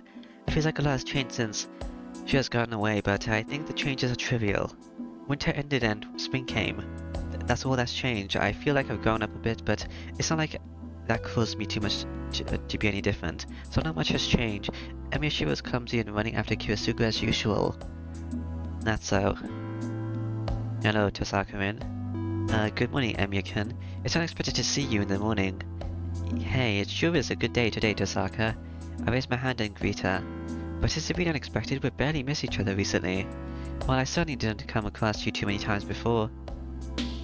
Come across? Tosaka glares at me as if unhappy about something. I don't think it's good to send an overarm anonymity first thing in the morning. Tosaka, did you change the time you leave your house? You came later before, right? You came at a time that wasn't too late or too early. That's not true. I bet it's only a coincidence that we didn't see each other until now. Do you know my house and your house are in the exact opposite directions? So if we get up and go down the hill, it's only natural that we meet here. Oh, that's the first time I've heard that. I see. That would certainly... Wait, hold on. That's only if we do the same things around the same times. For Tosaka to come to this intersection at this time, she would have to get up at 6. But that, Tosaka, you're not sleepy? I ask her directly. What do you mean by that? I'm not sleepy, nor pushing myself. Why do you think such a thing? Well, you weren't a morning person. You'll unmask your true self if you go to school with a lack of sleep. It'll be terrible if you fall asleep during class. However, you rage around with a face like an awkward demon if someone tries to wake you up. Like, I will kill all that disturb my sleep kind of thing. I won't do such a thing. I won't make such a mistake just by waking up 30 minutes earlier. See, you did wake up early. Please quit worrying about when other people get up. If you have time to inquire about such horrible, boring things, just go to school. Saka gets angry while looking away. The excuse is plausible, so I stop my greeting here and we resume our way to school. Okay. I'm guessing I'm gonna go to the archery club. We go up the hill. The streets and houses below me have all changed to show the coming of spring. The wind is comfortable and the cherry blossom trees flutter down occasionally from the school on top of the hill. Everything that can be seen and felt is pleasant. Do you have work all this week? I won't complain since it's your time, but don't you get sick of like that? No, I got today off. I heard that the archery club is doing a welcome party for the new members, so I'm thinking of going with Ilya. Ilya's part of the archery club? To go to your school? Wow, you have some great guts. You're a big shot if you're taking Ilya to school with an unconcerned face. Is it bad? I think I'll let Ilya kill some time and it should make her happy. It is bad, it's bad, but I guess I'll show up as well then. It won't be boring if Ilya's going to be there, and most of all, I can't just let her leave her alone because it's too dangerous. I'm thankful that she says that. It's Tosaka, not Sakura or me, that understands Ilya the most. There's the fact that she periodically takes care of Ilya, but more importantly, if Tosaka a natural born Meiji, I think Tosaka would be a good teacher for Ilya. She doesn't quite realize what it's like to live as a magus while hiding that fact. Thus, things are settling into the way they should be. The damage from the Holy Grail was almost completely restored by the new priest dispatched by the church, and our everyday life has returned without problems. There are certainly things that will last and will not return, but the wounds have slowly healed, and I should be happy about the regrets fading away. But it was unexpected, and then Tosaka murmurs in a serious tone while looking down at the town below her. What was unexpected? Yeah, I thought you would be more depressed. I thought you wouldn't be able to get over it for a while. That is about the girl that isn't here anymore. It's been 2 months since then. It's about the golden-haired girl that we talked about for the first time since then. Yeah, that's what I thought too. I was about to go insane just thinking about the future. But it turns out you didn't change after that. You didn't get depressed as you were fine the next day. At that time, I wondered if you were really right. I can't put this into words real well, but you had the atmosphere of a guy that would die in an accident the next day. What is that? Why would I die easy when I'm doing well? Things like that happen. When people accomplish their lifelong goals by mistake, they can suddenly die. The instant they think, oh, I don't think I need to live anymore, cars run into them running red lights, and they fall down the stairs. Okay, Josaka's metaphor is difficult to understand. She might want to say something about peaceful death and going to heaven or something. So I was worried about that, times like that. People around you feel more relieved if you get really depressed. Oh, then you would have comforted me if I was depressed? Of course not. I would have kicked you in the back and made you get over it. I'm just saying that's a bit disappointing since I couldn't do that. She looks away in displeasure. Her gesture looks funny, so funny that I laugh. Was it that strange? No, it was a strict line surely fitting you, so I feel relieved. This is the end of the epilogue, maybe? We both walk on looking up at the spring sunlight. The hill is long and it looks like as if it'll continue on into the endless blue sky, and as if saying something trifling, that you don't have any regrets with Saber gone and all. Zarkos murmurs while looking up at the sky. No, I probably don't have any regrets. It's not a blur face, and I say so with a calm state that even surprises me. There's no regret and I don't have anything I forget to tell her. That party contained everything. What I wanted to do, what she dreamed of, it was a completion of a determination, and maybe I should have taken a hand and granted a dream. But there was something we both felt was beautiful, and we just to be protected until the end. There's nothing to feel regret about. And she has probably ended her time. I could not remain in this reminiscence forever. I see, then you must have concluded this inside you already. So that's why you're not depressed with filling yourself with reminiscence. Yeah, but I still dream about it. I will call her for the rest of my life. My memory will fade away someday, I'll forget about her voice and her gestures. But still I'll never forget this thing occurred, and that I love Saber. Sakura doesn't say anything, but for some reason she looks happy and starts to walk as if she's skipping. What's going on, Sakura? Did something happen to make you hurry? It's nothing, I just want to get to school quickly. So let's hurry.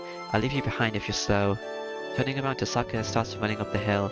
What's she doing, pushing herself when she's not a morning person? Fumbling, I throw the bag over my shoulder and start to run.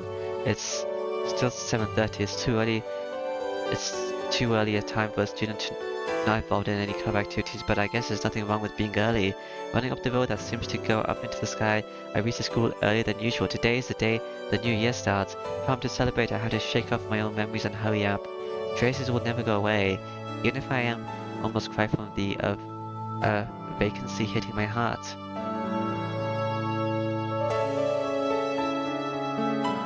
Blue sky is in the distance. It feels so close, yet I cannot grab it.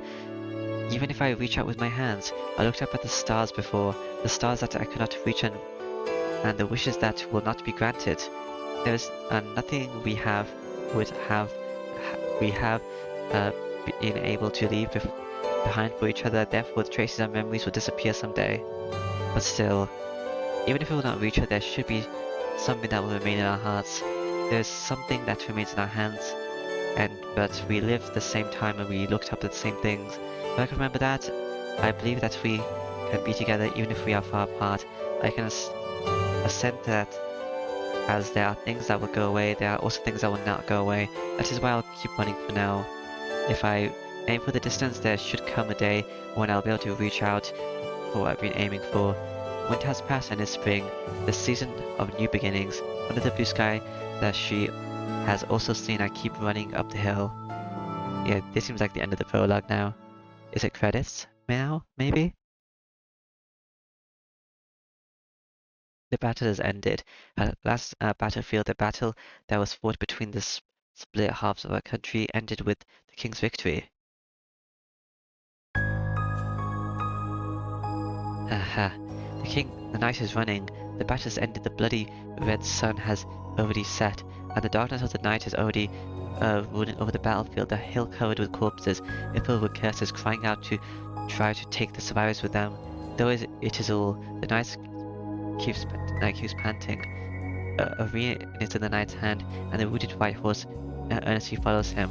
The only survivor are this knight and his horse, and this one king is lying on the white horse's back. Your Highness, King Arthur, please come this way. He must be wounded himself. The knight runs through the battlefield with all his energy. The king he is serving is on the verge of death. The king has defeated the enemy's king in personal combat, but the king received a fatal wound as well. The wound is fatal even in the knight's eyes. The king that they have served will soon reach death. Please get hold of yourself. If we reach that forest, we shall certainly. He desperately calls out. But possibly the knight might have really believed it, that the king is immortal, that as long as the guidance of the holy sword is there, the king would never die. Haha. He breathes hard, passes over mountains of corpses and heads for the forest that is not covered in blood. He knew the king's immortality, therefore he believed that the king's wounds would heal if he escapes the cursed battlefield and makes it to a pure place. No, he could only believe so. He believed his own king, unlike the other knights. The king was isolated in the court, alienated by the knights, and was feared by the people, but the king did not show emotions even in such a situation, and it was stated as an ideal, and the knight felt pride in his young king. He did not serve his country, he had trusted his sword, struggled to be of power, and made his way to be a personal guard of the king as a young man because it was this king.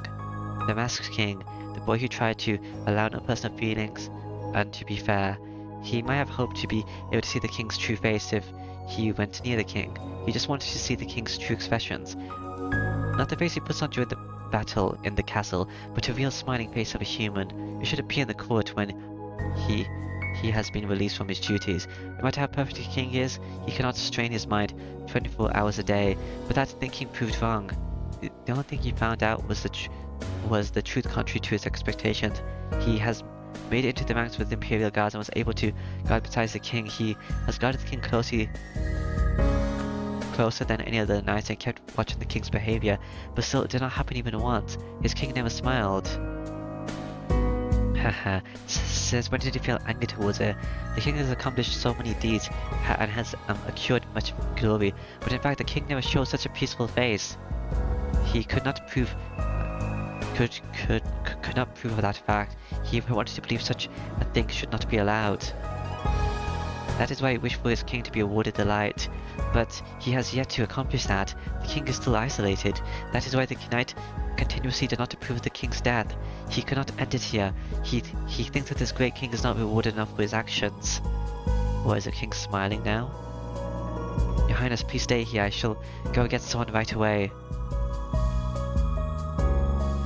In the forest he reaches, the knight lays the king by a large tree. The situation is a race against time. It takes half a day. No matter how much you hurry to go to the port where he left his army left, anyone with eyes should be able to tell if the king's life will last till the morning or not. Please endure until then. I shall certainly bring our troops here. He salutes the unconscious king and runs to his white horse. Bedivere. Before that, the king that should have been unconscious calls out his name. Your Highness, have you regained consciousness? Yes, I was having a dream, a faint voice, but that voice seems warm to the night. A dream? He calls out as if to search. The king's consciousness is not certain. You shall go back into the darkness, unless he replies so. Yes, I have not seen many dreams, so I had a valuable experience. That is great, then please be at ease and rest. I shall go get the troops in that time. A gasping sound. It sounds as if what the knight said was unexpected. Your Highness, have I been rude? No, just surprised at your point. I did not know a dream could be seen after one awakens. Are you saying I will be able to see the same dream if I close my eyes again? Now, it is the knight's turn to be surprised. He stutters, but replies even though he knows it is a lie. Yes, if you strongly desire so, you should be able to continue watching the same dream. I have that experience as well. Such a thing is not possible. What happened only once and not continuously is what people call a dream. But the knight lies in spite of that. He apologizes that this will be the first and last dishonor he'll perform towards the king. I see you are knowledgeable, Bedivere. The king murmurs as if impressed. His face is still looking down, and he does not even look up at the knight. The king breathes so softly that it can barely be heard, and quietly. Bedivere, take my sword. The king gives his last order in a faint voice. Pass through this forest and go over this blood-stained hill. There is a deep lake beyond it. Throw my sword into that lake. Your Highness, this is... The knight knows what this means. The sword of the lake. To let it go of the sword was proof of the king, and what protected the king means the end of the king he has served. Go on. Go. Once you've accomplished my order, return here. Tell me what you saw. The king does not take back his order. The knight takes the sword and goes over the hill with his indecision still in mind.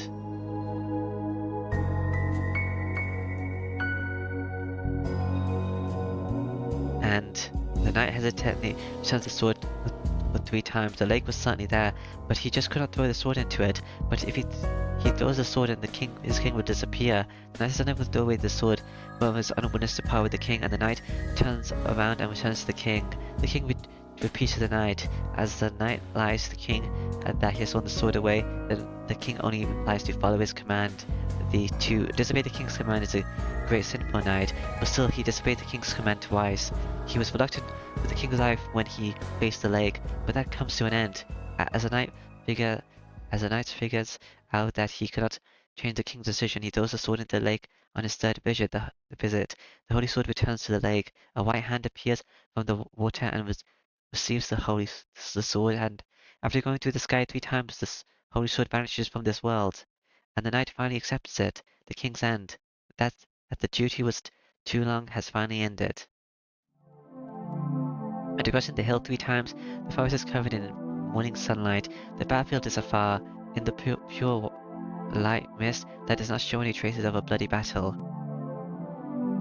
I have thrown the sword into the lake. The sword has returned to the Lady of the Lake. The king opens his eyes at the knight's words. I say that you shall be proud.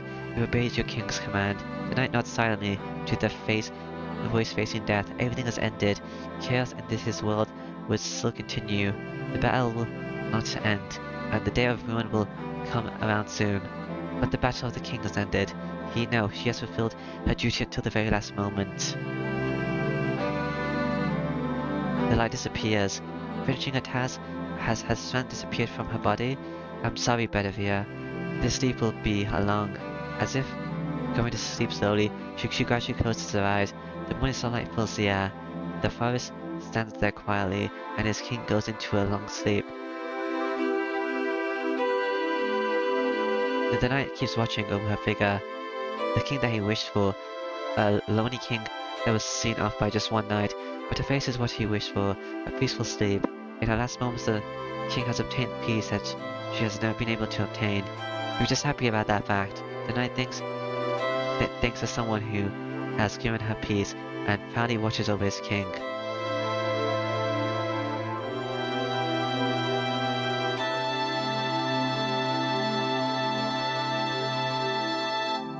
The heaven is far and the clearing blue sky is blue. The battle has truly ended. Are you watching King Arthur? His murmur rises through the wind, as if sinking into the endless blue. The king that went into sleep, the continuation of the dream, sees a distant dream.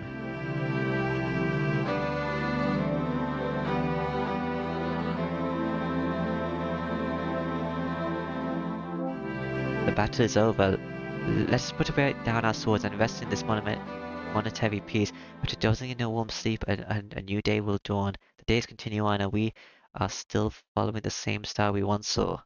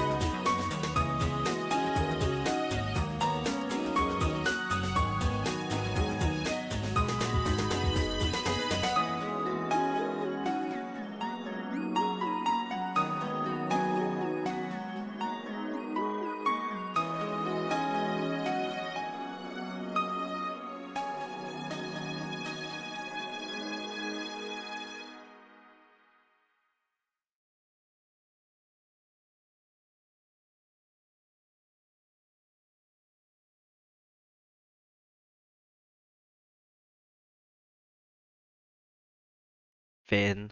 Okay.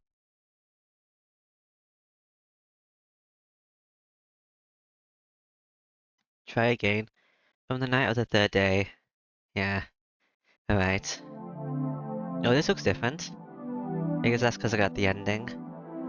Alright then. Yeah. Ending one achieved. Saber's route. Saber's ending.